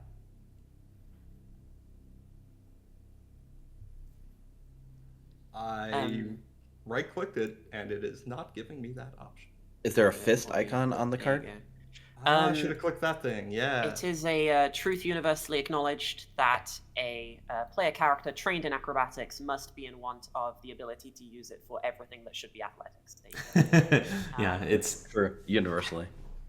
de I would rigueur. like athletically sign this legal document. And with that, I suppose I'll begin the encounter. So you start to dive at Mr. Beak, and you're really quick, but he is faster. And it's like he moves in a little blur. He has anime powers, and so he sort of flickers, and then he's not where he was, as he has noticed before you could move.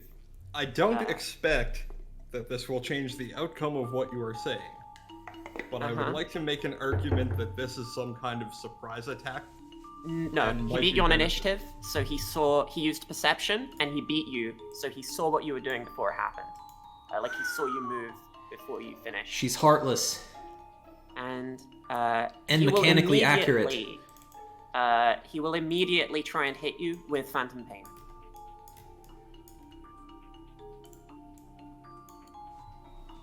That's I fair. don't think the soothe is still active, right? And no, Soothe would don't have think expired so. by now. You and that phantom pain. The song is Alright. called Get Beaked. Yeah, It get is. beaked. I laughed so hard when I saw that first You time. will take 23. Is it really that much? Good God. Wow. Plus 4 from. I wonder if it's trying to add his charisma to this. That was just not nice, Mr. Beakman. Well, you take Scrapper did 23 attack him mental damage, first. and you also take 1d4 persistent mental damage. Ooh. As you are in just sort of migraine mode now. You've got that thing where, like, in the center of your vision, it's going a bit blurry, and there's, like, a bright, like, aura around the edge. And with his third action, he just flits back. He is going to sort of make you come to him, and ends its turn.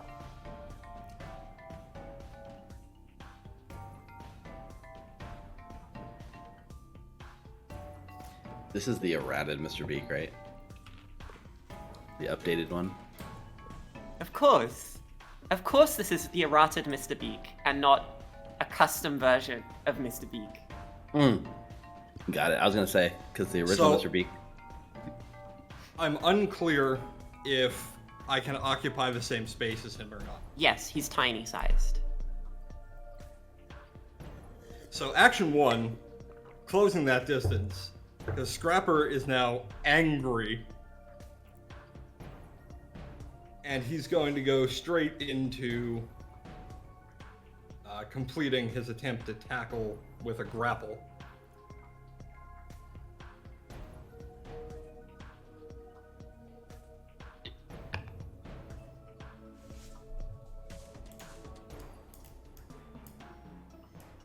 I'll move him down a little bit just for targeting.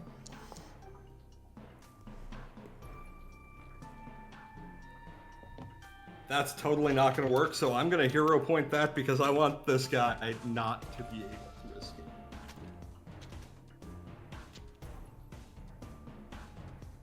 That's weird. I'm having some kind of weird glitch where I cannot right-click this.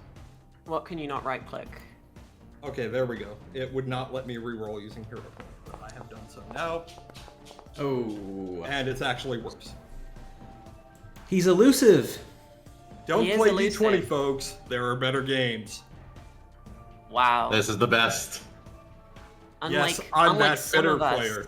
Nath is here to advertise this content for his job, and he's telling you not to play it. Unbelievable. I am that bitter player who, like, flips a table over when he starts to lose. You have already flipped over a table in the session, so Yeah. we'll see if we can get a second one in. Alright, so I think that's your turn. Is that you moved and tried? No, you've done I one. moved, What's the I second did one? one grapple. Yep, what's your next try? Your next action? I'm guessing it would be a multi-action. Yes, penalty grappling to is an each attack, line. so you have -5. Let me see what I have left for my inventory. Did Morgan actually drink that healing potion? He did. He got 2 health Okay. from it.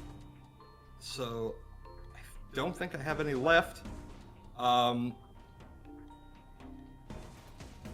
Is there a defensive action I can take? You could move away. Is opening a door an action? Yes. Alright, I'm going to scamper my way out of here.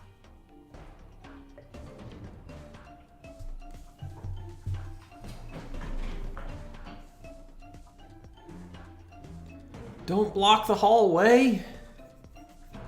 He's going to the stairs, I think. Scrapper hastily recalculates the situation.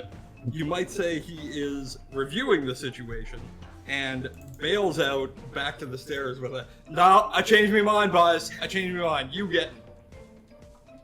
Fair enough. If you end your turn, you will have the persistent mental damage to contend with. This one, of course, is quite difficult to get rid of because you can't just, like, take a bath and wash it off you. So whenever you're ready, click end turn. Okay, so you take 1 damage and roll your recovery check.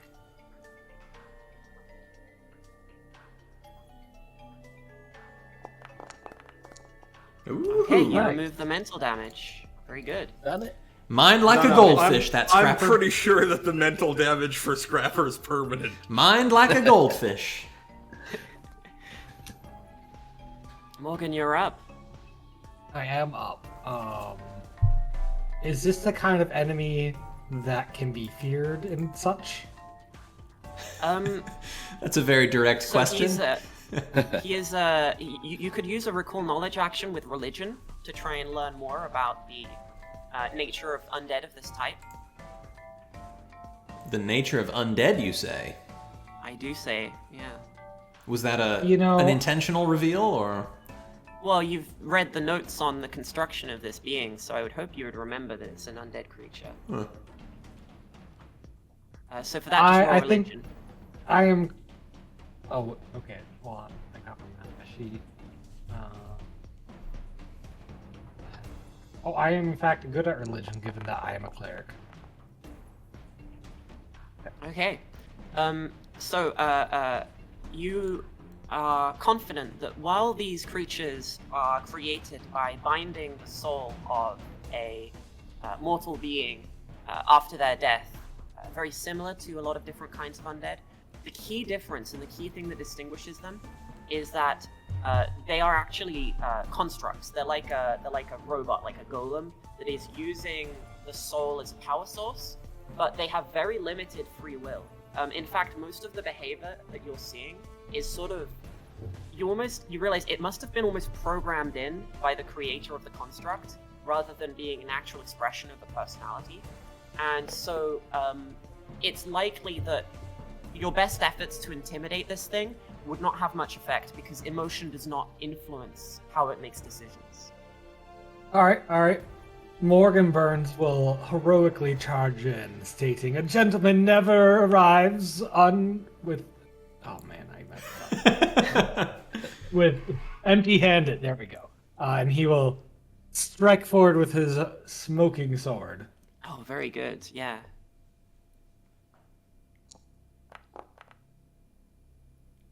Not super good. Let's go ahead and hero point that.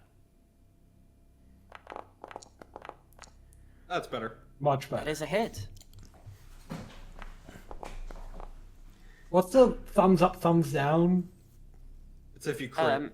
That's if you crit. It's how you draw a crit card. I like the headcanon that the smoking sword is not so much like actually manifesting smoke, but it's sort of like a smoking jacket, where it's like an adjective that describes, its function. Do you think Morgan vapes with his sword? Yeah. Like I think so. he I do would think do I that do kind think of so. thing. Yes. He lines up fruit on it and Yeah. he smokes it all into the air and he inhales. No, you have it backwards. It is a sword that smokes, so the sword It has does its the own action. vape, like Yeah. attack. Yeah. Yeah, you know how okay. like some swords have like the gun. His has the vape in it. Like, Oh yeah. Oh, I like that. Yeah, it's got a vape in the hilt that you can use. now, is that 2 actions or 3? I've moved. I've attacked. I don't know if And drawing. you I don't recalled know if knowledge. Yeah. So that I would be your recalled third knowledge. one. Alright, Sorry. So then I that should have is my given you a bit of help. So on top of being immune to mental effects, because it's not a physical creature, you also know, you wouldn't be able to make it feel sickened, you wouldn't be able to drain it, that sort of thing. It has all of the sort of immunities you would expect from a construct. Basically, you are fighting an actual doll that is just being moved by necromancy. Okay. And yeah. That should be my turn then. Okay. Zavoid, you're up. So, from the safety of the back and not wanting to get close to Mr. Beak, I will open up by using a meta magic reach spell and trace some runes. Why would you not want to get close to Mr. Beak after discovering that he may or may not be using the errata? Why would you want to not get close to him knowing that? You get the vibe that you don't want to be next to this guy. You get the impression vaguely. I saw what he did to Scrapper, and I... Very fair, you did. Yeah. I want to stay safe in the back. So, for that reason, I will reach spell meta magic, spend an action tracing some runes in the air, just to add a little bit more range to my spell. And then I will... I'll try this. I'll produce flame on... make an attack roll on Mr. Beak here. Alright, I think because he's sharing a space with Morgan right now, who is much larger, I think he would have some cover, probably a +2 to his AC. Okay. Fair enough.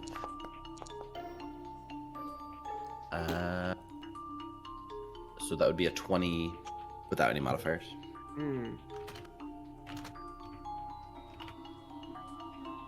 Yeah, okay, so that is unfortunately a miss. And I think that was 3 actions. Yes, that was all 3 actions. Meta magic and 2 Okay, actions. Evander, this horrible little doll is sent Scrapper running with a single spell. Morgan's in there, so I think I can just run up and shut the door, and then we'll give him a minute or 2. Yeah. I can take him. Morgan, let me solo her burns. Yeah. Morgan's going to emerge unscathed in like 2 minutes. Just like, all right, we're good. Okay. So Scrapper's not like writhing in anguish anymore.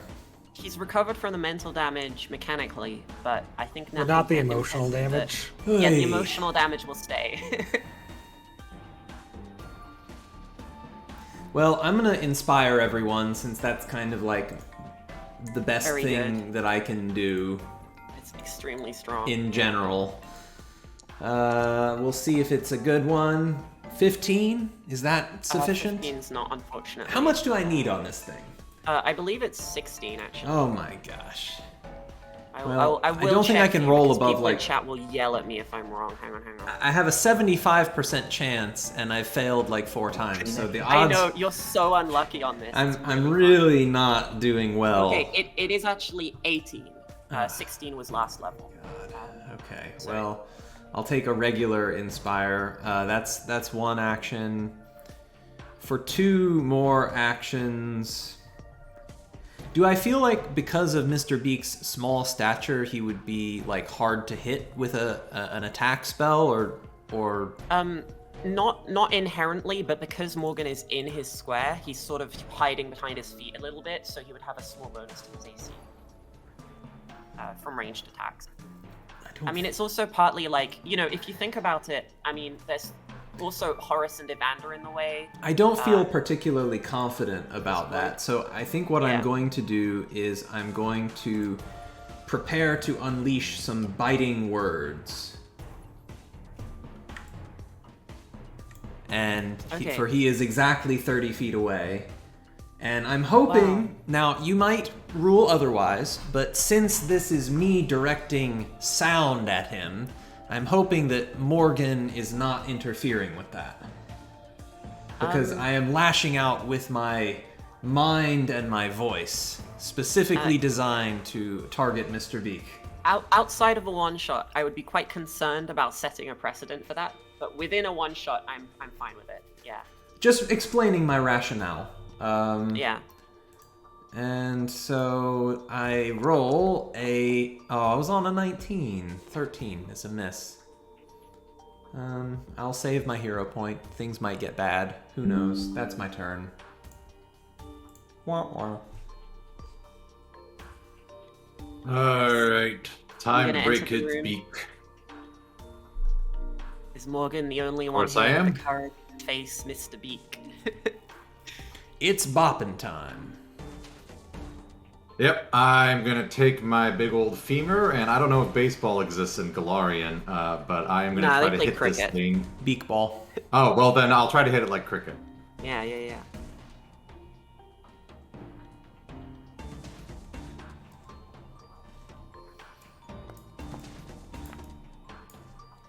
Hey! Hey. Nice. Another hit. Alright. Good job. I will, yeah, I'll try again. That seems successful.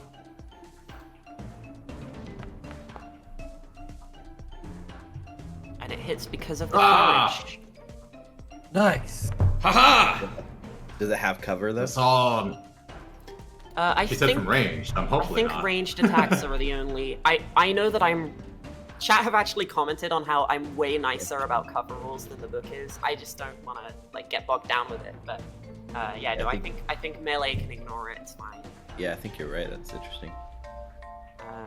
No, yeah, it is harsher in the book because they you know, they want to avoid situations where everyone's just standing at 500 feet, you know, with a longbow or something. But we're in a cave, so it's fine. Yeah, so Mr. Beak takes a second hit from you on this turn. It's very good. That's all Horace got, so Okay. back to Beak. All right, Mr. Beak is sort of reeling a little bit, and you can see the metaphorical cogs in his non-clockwork head are whirring. He is unhappy at the state of things insofar as he feels any emotions. Put another way, this situation is not consistent with the programming priorities of his master, and indeed he cannot see Valuk, which is another concern of his. And so he will decide, take off the kid gloves and he will use Unleash Potential.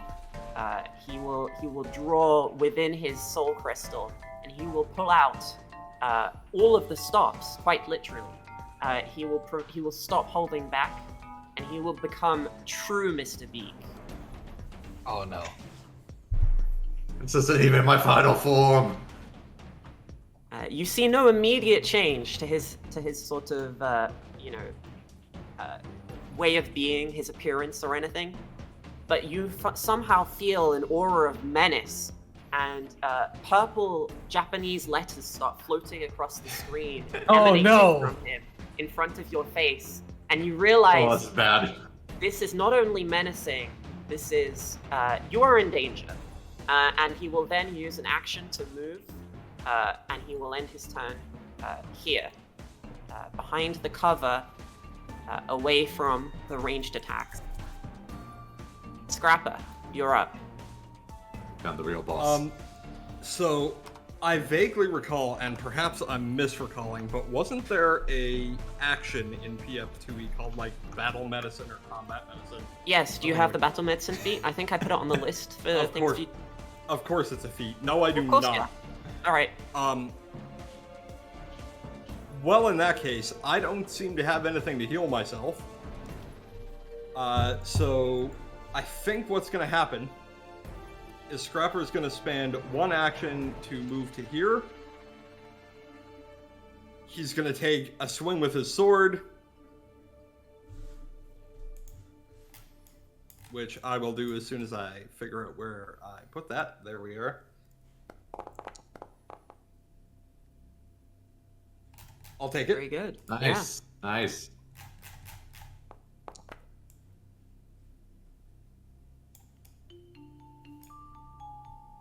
And following that, he will promptly retreat back around the corner like the little darting creature he is. Good spring attack. And that concludes my turn. Let's get that persistent. Oh, right, I don't have it anymore. Morgan Burns. You can see something in Mr. Beak's demeanor has changed. Perhaps in the same way that you call upon your inner radiance, he is calling upon his inner darkness. A rival fitting your caliber has appeared. Finally, 1v1 me. Let me solo Mr. Beak. Morgan the Elden Lord. Yeah, Morgan the Elden Lord. Well, I feel pretty good about where I am because I'm since he's clearly emanating this evil thing, I should be able to wouldn't want godly to presence. approach him, would you? Not right now. Well, now you know what? Now that you said that, I'm approaching him. How else am I gonna? You start to walk towards him, and he looks at you, and he says, "Oh, you're approaching me." All right, let's do this. Let's do this. All right, we're smoking sword. Strike one. Oh, I was scared. But It we'll worked. see about attack number 2. Oh my gosh. Critically miss. I am. This thing is just. I'm trying to strike it. My sword doesn't even get close. Would a 14 or would a 14 regular miss, or would a 16 hit? I guess a 16 would not hit if a 13 A 16 would not hit. A 14 would still be a crit miss. Okay. Oh no. That's not good. Finally, a worthy foe for Morgan Burns. It's my turn. Alright, well, Mr. Beak was smart, and I have no vision on them. The question is, do I take the scrapper route and just run away? I mean, No. you saw what he just did. I would run away. No, we got this. I want to learn more about this doll. So first action, stride 20 feet. I guess. Join me, buzzing. Yeah, second action. Excuse me. Like walking around horse. run through You say he's him. tiny, so you can move through him, right? Yeah. All right. Hopefully he doesn't have an doesn't. opportunity attack or something. Yeah, he can share his space with other creatures because he's so small. Yeah. So I'll move on this side, and then with my last remaining action, I will make an ill-advised clan dagger strike at Mr. B. Zavoid going the mundane route. That is correct. Never thought I'd see it. Oh, that's a natural 20. And if not You found for your true Inspire calling, Courage, cousin. If not for Inspire Courage, this would only have been a normal hit. So, roll your damage. Let's see if you can deal more than one. The dwarf and his clan dagger. You never underestimate him. Oh, actually, I didn't roll critical damage. Sorry. Okay, so 6 points. And I get a critical card, right? Yeah. Oh, okay, and this That's is the real value. slashing, right? Piercing. No, piercing. Woo! Oh, The target unfortunately, he doesn't Takes have 2d6. he doesn't No have blood. blood. So he's he'll immune take to the 3. That's Nothing okay. else. The 6, right? 6. No, normal damage, right? Critical damage. Normal He has a damage. critical hit, right? Oh, I don't know. Piercing, it's normal immune. damage. Piercing, Eh. yeah. Persistent damage. Oh, because of the Yeah, for the card card, he because drew, of the it's normal critical damage. card. That's The rude. card meme Yeah. you. That's Yeah. rude. It is really rude. No, I think A great effect with ongoing that damage blood. is still good. But that'll do it. Evander, All right. there is a I'm- battle worthy of your storybook. I can going move on. 25. I'm gonna do that. Be like, oh, hello, Monsieur Beak. And I'm going to attempt to inspire everyone, as is my way. Eventually, this will succeed. Nope, not this turn. There's another 4. It is. But, you know, I'm feeling very... My self-confidence is really low, I have to say. Like, my inability to inspire the party is really... It's just being overpowered by how menacing Mr. Beak is. Yeah. Okay, well, I'm going to then... That's 2 actions, 1 remaining. I will use a remaining action to attempt to scathingly direct biting words at Mr. Beak and say, you are no kind of nice doll at all. I wouldn't let you near any of my friends.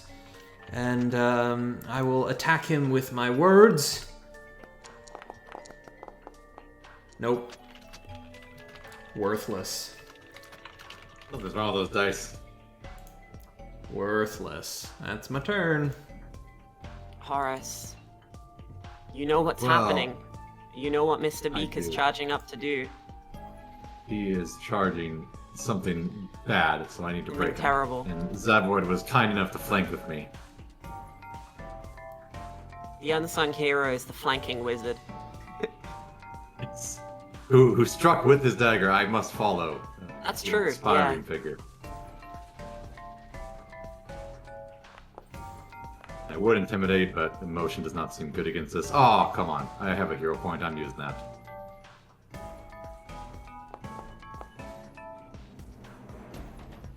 Nope. We're trying to bop again.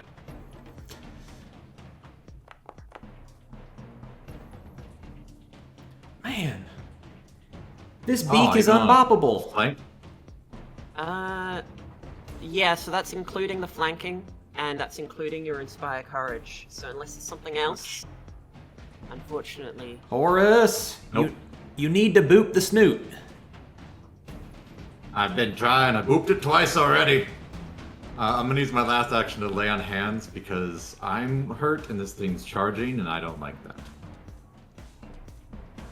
Yeah, you do not want to be near low HP. I think that the +1 is erroneous there. I think Yeah, Inspire should be one Courage less. does work on healing. It's one of those things where I think the system doesn't really have a concept of healing, just like not doing damage. I have a bar in a couple groups. We have this come up a lot, so it's all Yeah. good.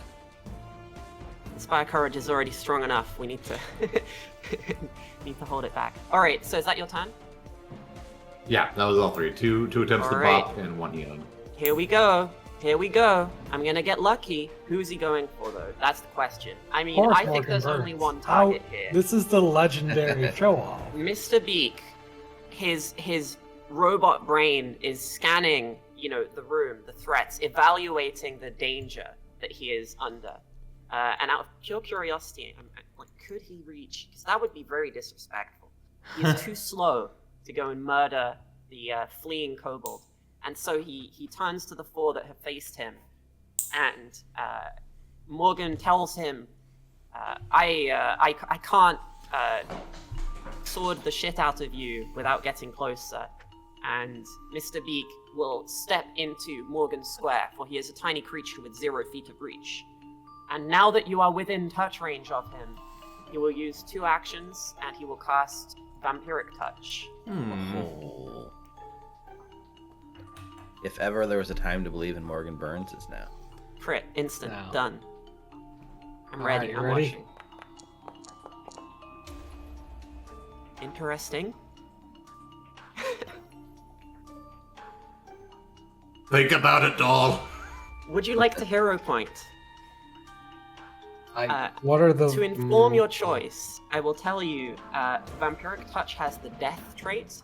If you are reduced to 0 HP by an ability with the Death trait, you do not make saving throws. You die instantly. Okay. Okay. So, would you like to make a... You don't want to crit fail, though. It's not... If you roll lower... Oh, don't spoil Don't- I'm trying to trick him! You rolled okay. I've already rolled it's just a my regular average fail. roll. Don't crit fail it. I'm going to You should re-roll. believe I that think you he's should going re-roll. to roll low. No. Okay. Oh. It's just 23 And that damage. is You have more than reduced 23 by hit points. I know 5? you do. Yeah, by 5. Okay. And he gets enfeebled too. So you take 18 damage. I'm gonna shift him a little bit over, but he is in your square. I'm just doing that so that we can target him and things. And so he regains. He is enfeebled too, you said? Yes. Okay. And he regains. So if you took 18, he regains 9 temporary hit points. Only And with he the power also- of Morgan Burns can you defeat Morgan Burns. He also fast healings, and you can see as he siphons away the essence of Morgan Burns into himself, it mingles with his own energies, and you can see he is becoming stronger. And what's more, due to the effect of his powerful ability, his unleash potential ability, he ignores all restrictions on spell slots and his spell list, and he can just cast that again next time. Scrapper, you're up. Scrapper once again manifests next to Horace and decides he's going to just get another jab in with that sword.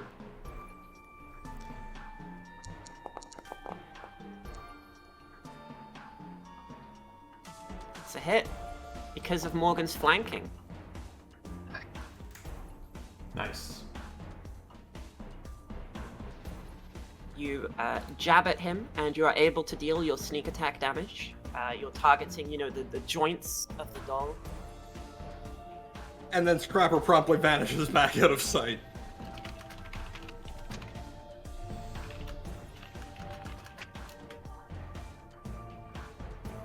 Morgan Burns, your nemesis has manifested himself. For two more rounds, he is in his true form. I guess I'm going to have to break out my most powerful moves. And I'm going... Where is it on my... There we go. I'm going to stoke flames. My smoking sword, I vape, and it ignites into a blaze of holy fire. And as I breathe out, I strike forth. Getting a critical hit. We'll take it. You hit. That's a solid. And then we go for strike number 2. We're gonna hero point that one. Because I am a hero. There. Oh, come on. Still miss. Oh, Roll, so miss. roll damage for your first hit. Let's see. Would a how well- 19 have hit? Because he does have Inspire Courage. It would not. I'm Okay. sorry. Oh wow. Ooh, nice. Wow, Stoke the Flames is really not bad.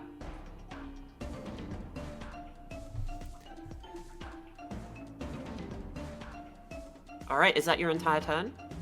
I believe so. All right, Zavoid. All right. Zavoid is going to produce flame in his hand and just reach out and try to like melee touch Mr. Beak with the flame. Yeah, we can ignore flanking when you're within 5 feet of him. That seems fair enough to me.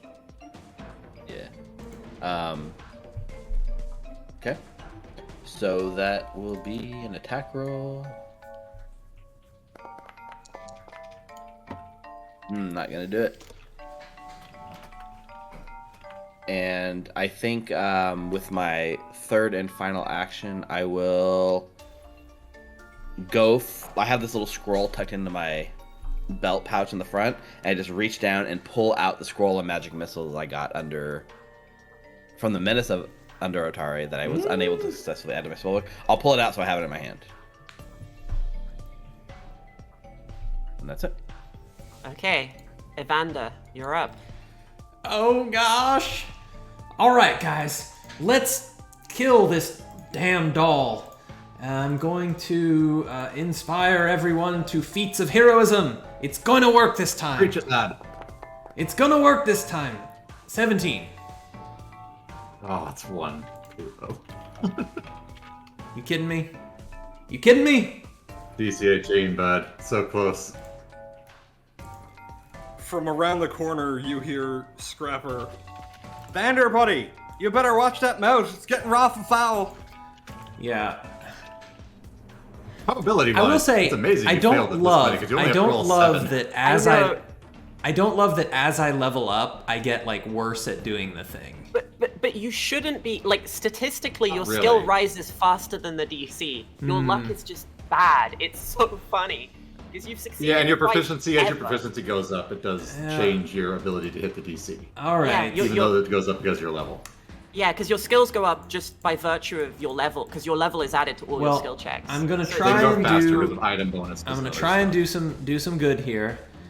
Is there any position I can occupy that would? Well, no. I'm gonna stay where I am, and I'm going to attack with my final of my 3 biting words that I have for Mr. Beak. Here we go. 23. 23. Sorry about the with lack of target. Okay, I have a rules question that I think Tim knows the answer to. If I'm not mistaken, you can get flanking with ranged attacks if you make them from within 5 feet. I think that's true. And I think Tim knows the answer to this one. Do you Because guys... of the stream delay, we're going to have to wait. Yeah, do any of you guys remember this one? It makes a difference, is why I'm asking. I don't know of such a rule. I think there's some crazy I missed, dumb... didn't I? You can just tell me I missed. But there are so many rules in this game, there's possible. To flank a foe, you and your ally must be on opposite sides. You just have You to must be wielding melee able to weapons. make a melee attack. Oh, yeah. okay, I remember now. Okay, so the cheese is, technically it says you have to be wielding a melee weapon, but not that the attack is with the melee weapon. I am wielding a So- melee weapon. Or be able to make So, an unarmed attack. which Technically, anyone can do. if you were holding a knife and then you use this, it would work. But what makes that weird is that anyone can use an unarmed attack at any time, so... I don't know. I would like to point out that we have one comment from chat that says, yes, you get the flank with a ranged attack. And Yeah, this I comment, see. I will add, comes from a user who stepped up and took over multiple times during PaizoCon as a GM for GMs who stepped Oh, is away this or is missed this it. the PFS credentials coming into play here?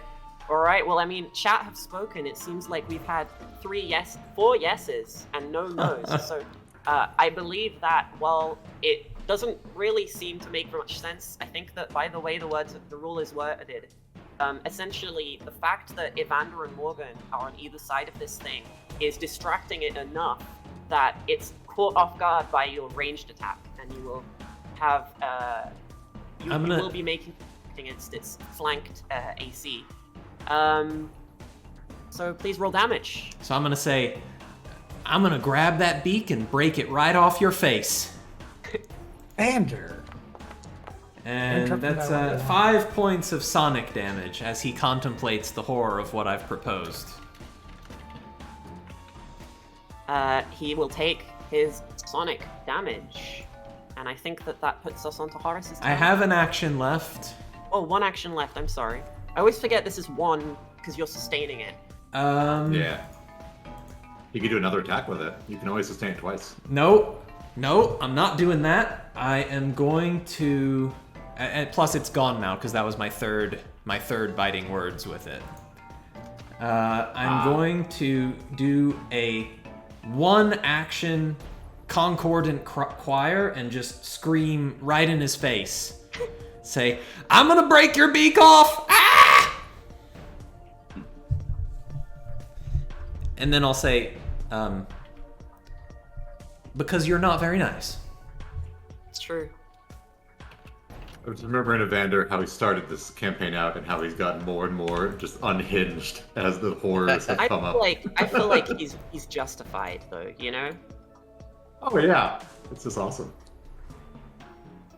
Excellent. He sustains 3. I've had to roll double ones, didn't I? 3. I actually don't even think that roll is right, because it should just have been 1d4. So 2 points of sonic damage, but I think it's heightened. You're whittling him down. I don't know if it's heightened or not. Maybe it was heightened. I don't know. It was. That's why I did. I think 2d4 is actually. If it Well, was heightened, that's it doesn't know. The spell card doesn't know if I'm using the 1, 2, or 3 action version, so I don't know how it knows. Well, you click the different button depending on which one you're using. That's why there's 3 damage buttons. I did just use the main damage button on the spell. Okay, so it So should I have been don't know. 1d4. Okay. Well, I don't Yeah, know. it's first That depends on whether it's heightened or not, and I don't understand the heightening rules. It's heightened +1, but I don't actually think it's heightened because it's not one of my signature spells. Okay, what level are you casting it at? Level 1. Okay, then it's not heightened. Perfect. So it's 2 damage, Okay. and that's my turn. Face me, Mr. Beak. All right. Well, he said grab the beak, and I think that's a good idea. So I'm gonna try to grapple this little guy. Finish him off, Horace. Don't let him get his pecker on you. Oh, don't worry. I got him. Boys, I don't be think getting that your will- peckers out in there. Uh-oh. There'll be no so pecking. he is grabbed. All right. Which I think renders him. Oh, I at think least- I accidentally well, I don't know put if that I'm flanking, on. but I put that on Morgan. Hang on. There we go. Hey, hands off the merchandise. Consent. I need a drink before that. Yeah, consent's important. What have you got Sorry, next, sorry. right? Attacks? I'll try to bop. I'll try to bop next. Mm. And then I got him Yes! grabbed. Boop the snoot. Oh, and I should change this grip to one-handed if I'm grappling him, so it'll affect the damage a little bit. But I think it's a free action. It looks like to change the grip. Break that nose right off, sir. Oh, in which case, wait, do I need one hand for grapple in this edition? I always forget. Yes, you need a free hand. Okay, so this will not be so much of a bop as a punch. The modifier would have been 1 less as a result. Would 24 still hit? Yes, because of the grapple. Awesome. Okay, well then I will punch. 7 damage. Incredible. Break that doll in half. Oh, I'm trying. Have Still you got a up. third action? Well, I only got one more. Yeah, you know what? I'll swing for the fences. Let's try for an nat 20. Don't let it get to his turn. Yes! Leaving you? Do it! I want to imagine that you just throw him against the wall as hard as you Okay, can. for full Oh disclosure, yeah, exactly. he does currently have 2 hit points, okay? And it's the last round before his turn. So you've saved the group from dealing with the vampiric touch. Have you not?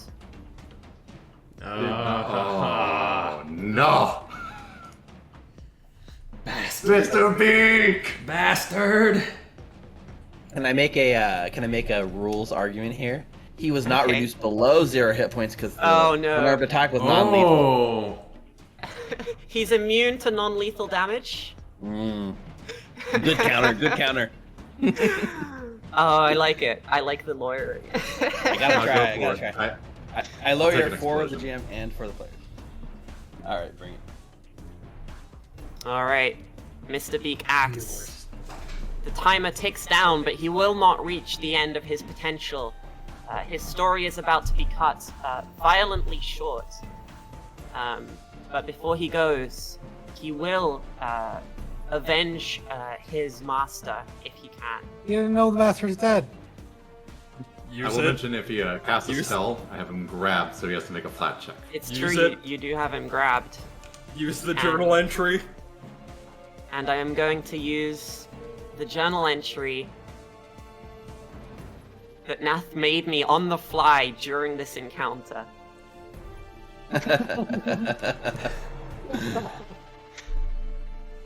You know, I And thought he- the last boss fight was the boss fight. This is No, the real boss Mr. fight. Beak is the final boss. Real boss and, fight.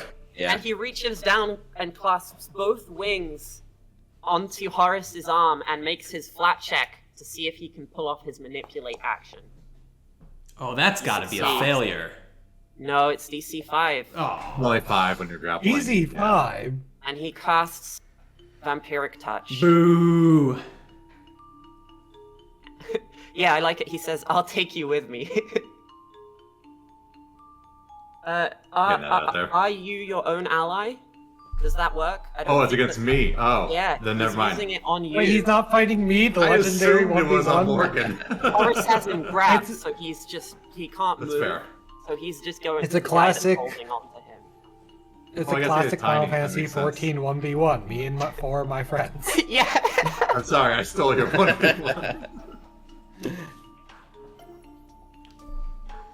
All right, Horace. Not All one. right, fort save. Yes. Do it. Not one. Don't Do it. critically fail. Yes. Would rather not. Unbelievable. Ah, dwarven fortitude. You take a mere 13 damage. Pathetic. My And lunch he- did more damage to me than that. And he will, with his final action of his life, he will attempt to demoralize Morgan in return. No. He is untrained in intimidation. But he knows he can't No. kill you, and he instead is going to try and deal lasting mental damage. This is a flat all roll. of. He is not proficient, this- he has 10 charisma, but if he nat 20s... Would Yeah, this well- would this have Cora, the, do it. Oh. would this have the auditory trait? Yes, it does. I'm gonna say, oh no, you don't, Beaky, you and gonna I'm going counter to use a performance? focus point to counter performance, so that Amazing. I drown out his final words. Okay, what is your performance DC?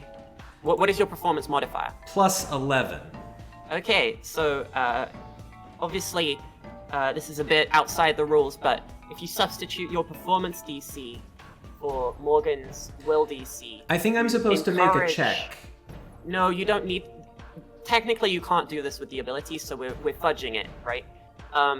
You substitute Morgan's will DC with you replace it with your performance DC, and as Morgan is facing down the final moments of his arch nemesis, a man who cannot drink, who cannot become drunk, who cannot experience joy or beauty, as Mr. Beak detonates, dealing 1d8 plus 8 negative damage with no saving throw. To all creatures within 15 feet. You successfully prevent Morgan from being frightened.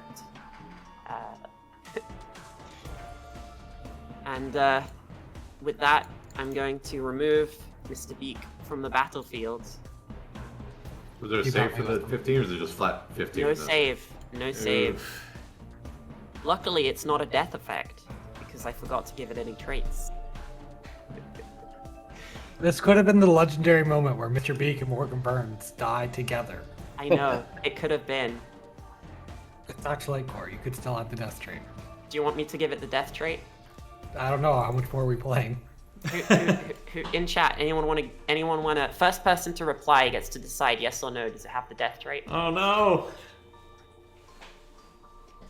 At the sound This of is the like engagement. the Emperor's thumb right here. Yeah, the Emperor's thumb. This is viewer engagement, guys. Yeah. Does Cody Come live or on, not? Oh. No, Oh, it does goodness. not. It does not have the. It does not have the death trait. The viewers have spoken.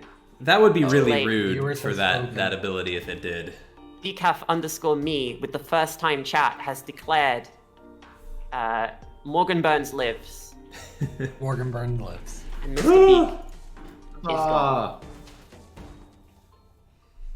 At the And it sound had of the the tickle explosion, trait. Scrapper rounds the corner, and as people are recovering, he leans on the door frame, eating an apple produced from his pockets with a knife, just very calmly, like, "See, I knew you guys had it."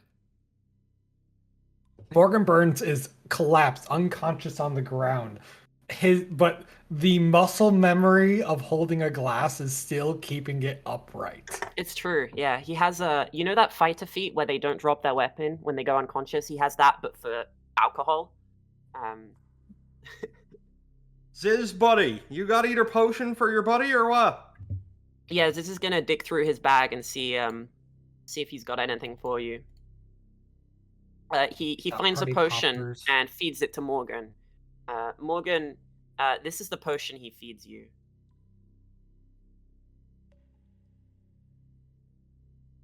This is what he found in his bag.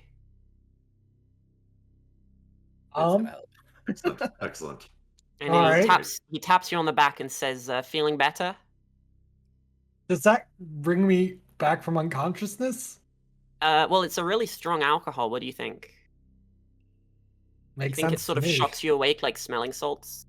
And then I just breathe this terrible cloud of acid up and melt the ceiling a bit. Mm. How much else do I have? 1. We'll give you 1. Yeah.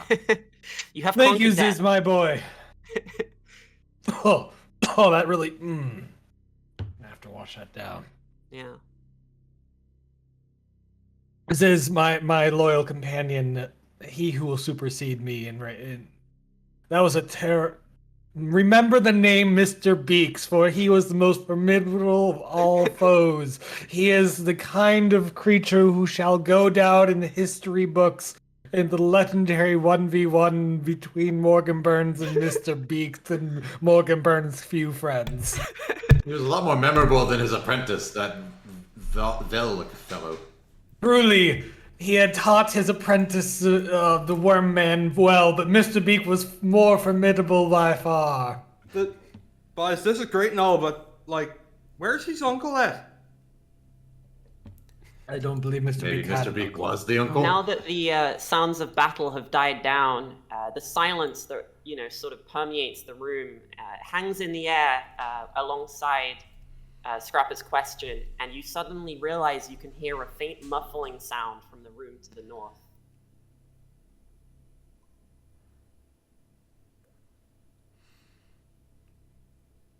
Did someone just drop a, like, massive template? Yeah, Morgan's Never having heal fun. 9 health. He's doing a heal for us. I think we all get that, right? Yeah, Yep. yeah. It's good stuff.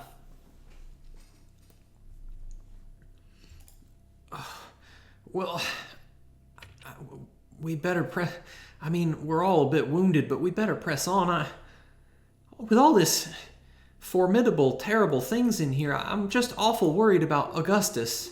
As you are saying this, Horace just opens the door mid-sentence, and you see, tightly secured, with ropes binding his arms and a cloth gag covering his mouth, the unmistakable form, albeit emaciated and perhaps badly battered, of Augustus Farthing sits in the room to the north, where he appears to have sort of been shoved for later. No.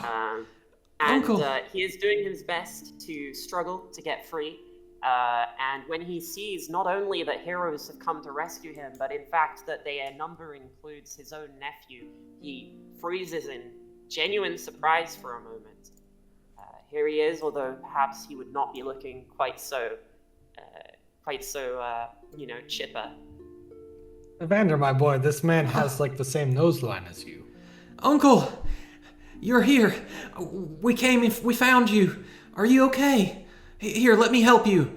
And Evander will, sort of collapse to his knees. I'm going to use my final... I've got one level 2 spell slot left. I'm going to use a level 2 soothe on Uncle Augustus to help him however I can. I use my clan dagger to cut his bindings too. He is immediately bolstered by your magic, and as you free him from his bindings, he sort of coughs and clears his throat, which sounds quite hoarse and dry. And he says, Evander, You say my name? boys, is that you? Yes, Uncle, it's me. You were missing for so long. I came to find you. I'm so glad you're okay. What are you doing in a place like this? Well, I mean, I had to come after you. When you Of course didn't... you did. Of course. And he tries to stand, and you can see he's quite, weak. He hasn't been eating, he hasn't been fed. But he says, looking at Horace, and he says, pardon my manners, sir.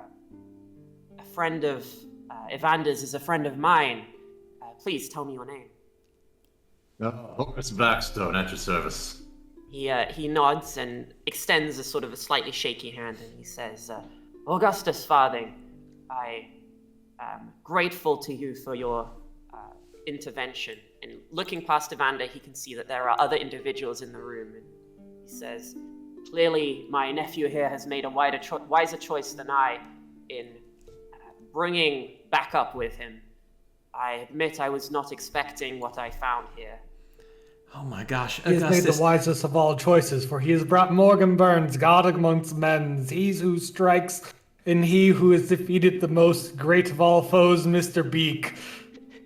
He sort of blinks, and he says, Morgan Burns, that's your name? Correct. Burns. Surely you've heard of me, for my legend precedes me like lightning precedes thunder. The lost heir of the Morgan, Burns yeah. family. Correct. Interesting. Well, I don't think they're missing him. You know something about this, Uncle? We've been Well, wondering who this fella is. I asked if they wanted my help finding him, and they said perhaps not. That's why I ended up in Atari, looking for poor young Lazda. Oh, yes. Morgan, he looks a little hungry. You can make him full, right? Oh, yes. Can I curse of indulgence him? Sure, yeah, sure. You just give him refeeding syndrome, instantly. Sick condition. He is quite full now, but has a bit of a hangover. Oh. He's immediately sickened too, and he's sort of teetering a bit, but he's it's probably good for him, I'm sure. Well, it's good we got you some nourishment, but Morgan, maybe a little slower next time. Uncle, we have... It's just your uncle didn't strike me as a man who enjoyed common bar snacks like gold-foiled peanuts. Well, I don't know, but we've sure got a heck of a tale to tell you, Uncle. Me and my allies here, we've been doing some honest-to-goodness real adventuring. Some real stuff. I've sustained wounds and disarmed traps and found treasure, and I got cursed by something and it hurt real bad, but then it got better, and Morgan Burns here, and oh my gosh, you haven't even met Zavoid yet. He makes lightning out of his beard. You wouldn't believe it. You forgot killing the dragon. We killed the dragon. I was getting to that, but yeah. And then there was the worms guy.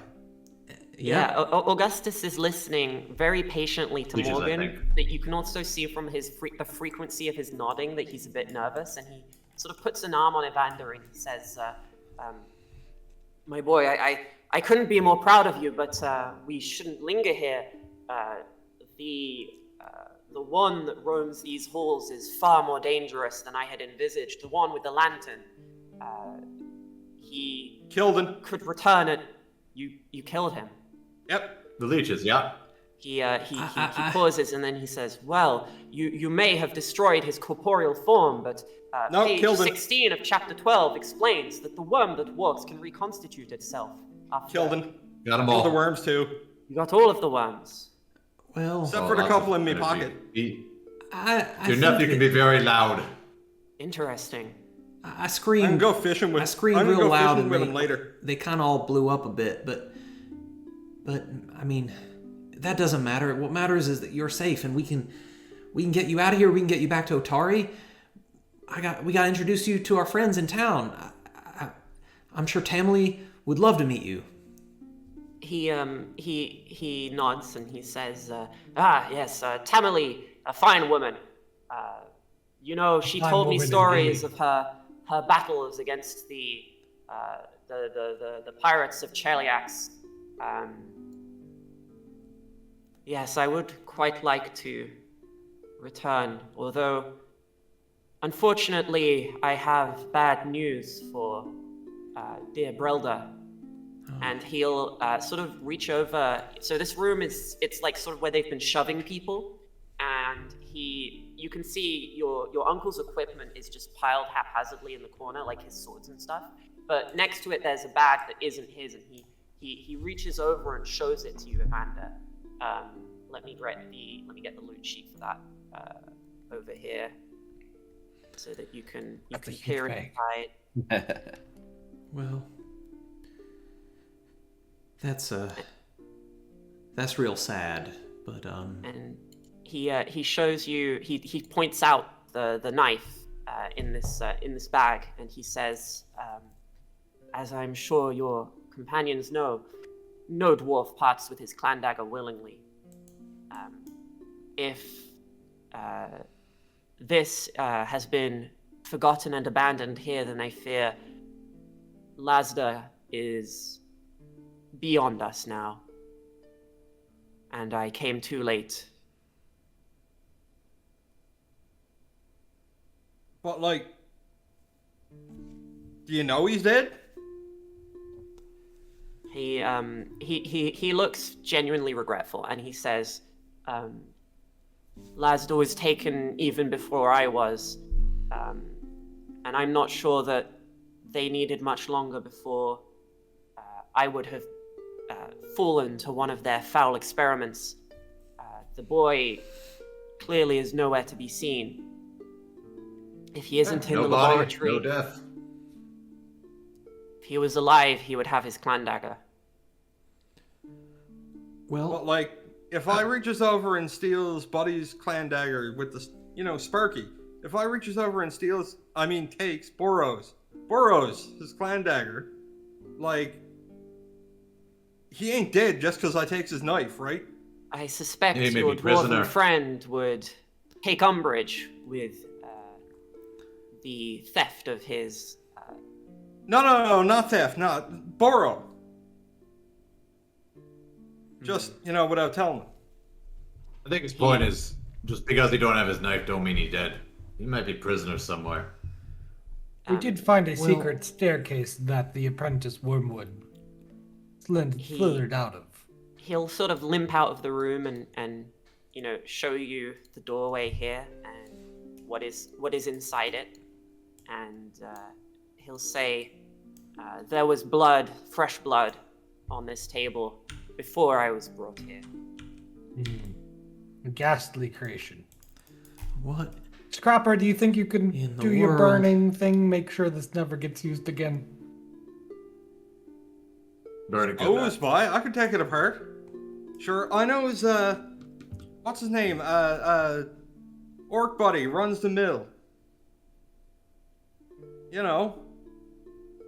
Hengus. I could take this apart. It's got like saw blades and stuff on it. He'd get fine. You said, I'm gonna make some money off this, boys. Very good, Scrapper. I believe that'd be Evander, befitting your of friend, those uh, loss. Scrapper begins excitedly taking the table apart. Okay. You can probably pry off some small pieces, but it is entirely made of metal, so you may need a long period of time to. Actually, there is a gemstone set into the head of it that you could probably just get out with a knife. Maybe I mean, that might be dangerous, Scrapper. It's all like for necromancy and stuff, you know? I'm gonna. Well, he's de-dangering it. Immediate sounds of loud clanging. I will put the black onyx gemstone in your character sheet. And with that, Evander says, now, at least if we return this to her, Brelda can have some closure. And he'll take that bag and sort of start limping towards the exit. It seems as though there's a sort of a mixture of he feels he has accomplished his mission, and also this is not the story that he is planning to tell. You know, this is beyond what he is capable of, and he recognizes that. But he says, perhaps one day adventurers will delve deeper than we into this place and find things beyond imagining. But for now, I think we understand why the locals warn not to enter the ruins of Gauntlight. Well, now, Yeah, wait 'cause a it's a minute. shithole. Wait a minute, Augustus. I'm not sure that any, cautionary lessons have really been learned here. I mean, if we head back to town and have a nice night at the tavern and, relax and recuperate from our ordeal, we might be feeling on, come next day or so that we'd be up for a little bit of exploration again. You never know. He gives you a sort of a weak smile. It's weak because of his state, but he is sort of heartened by your cheer. And he says, "You're right. As you know, every good adventure must end in the tavern, but after a night's And starts in it. recuperation, who knows what we may feel That's ready right. for." parts also Page prefer 39. being End in your day's journey in the tavern for a night of revelry and recuperation. Precisely. Morale is the key to any adventuring party. That's page 40, yeah. I mean, I followed the book as best I could. I can tell you have, my boy. And who knows what leads we may find, what characters we may encounter. Taverns truly are the beating heart of the adventuring industry. Let us return from this ghastly place so we may revel and dance and enjoy merriment, and you might want to sleep off that hangover. Sorry about Yeah, that. he quietly steps over, finds a spot to throw up because you've just overstuffed him so much.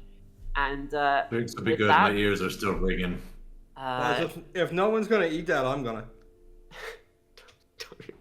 I think Stop. I'd like to linger a little bit and scoop up Mr. Beak with his whole thing. And Yeah, just the kinda- fragments of Yeah, pick up all the pieces and kind of put it in my bag and take the goblin doll and the book in the research lab. I'm just gonna take it back to Oh. town because I got some mysteries to uncover here. Excellent. We've got a new villain for the future adventures. Evil. Mr. Beak Yeah. will be repaired. He has to live. Dun dun dun. If Yeah, Mr. Beak with- isn't the recurring villain, what's the point? exactly. He is the most iconic character of this adventure path, in my opinion. This So was with- called Mr. Beak's Wild Adventure, right?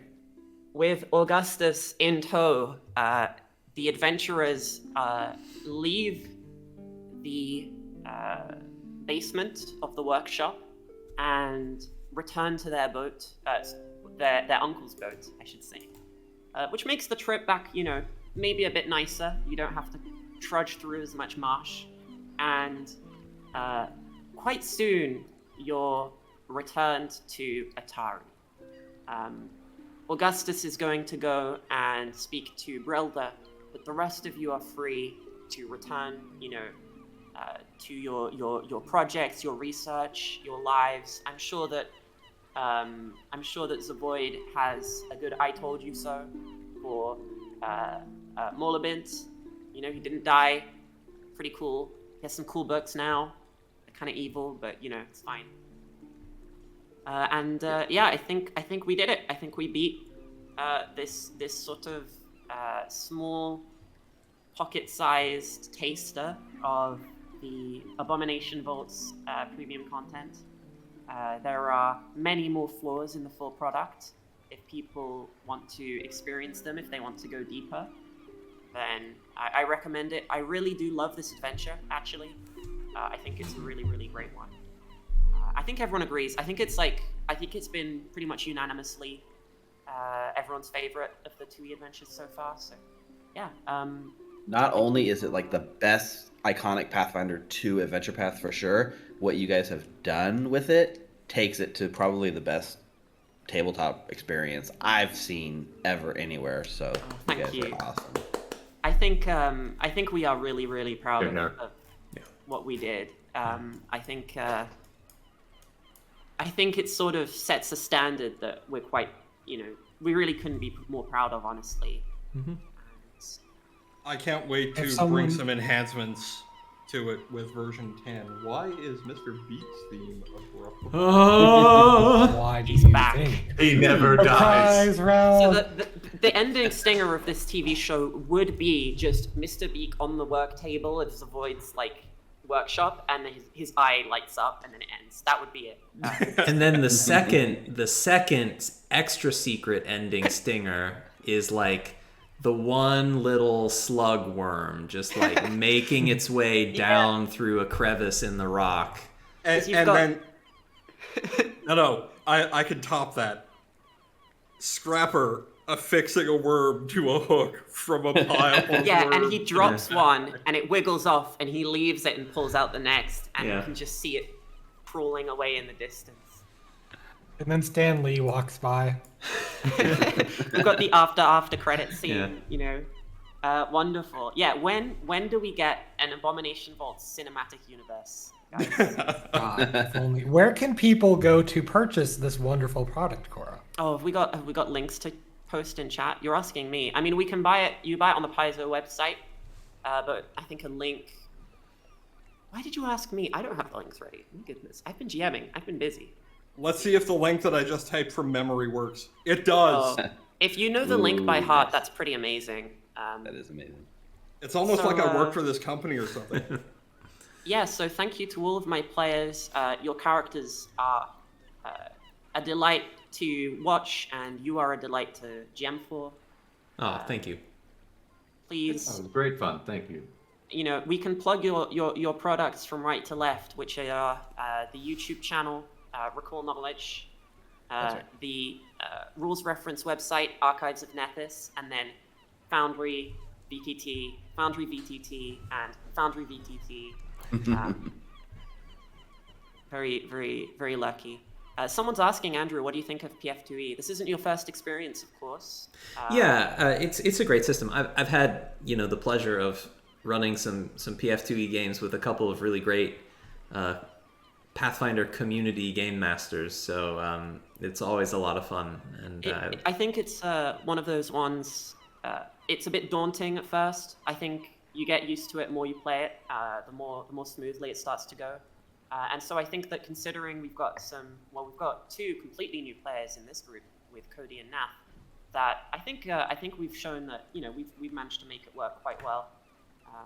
I'm obviously a big fan of it. And all right.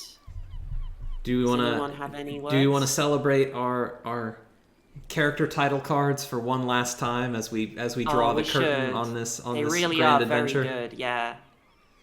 All right. Well, thank you all so much for watching. It was fun creating these characters for these couple of games, for Beginner Box and for a little AV teaser. And while I would love to have the chance to explore the entirety of the Abomination Vaults, that's something that we'll have to wait for another time. But this was really fun, and thank you all for joining.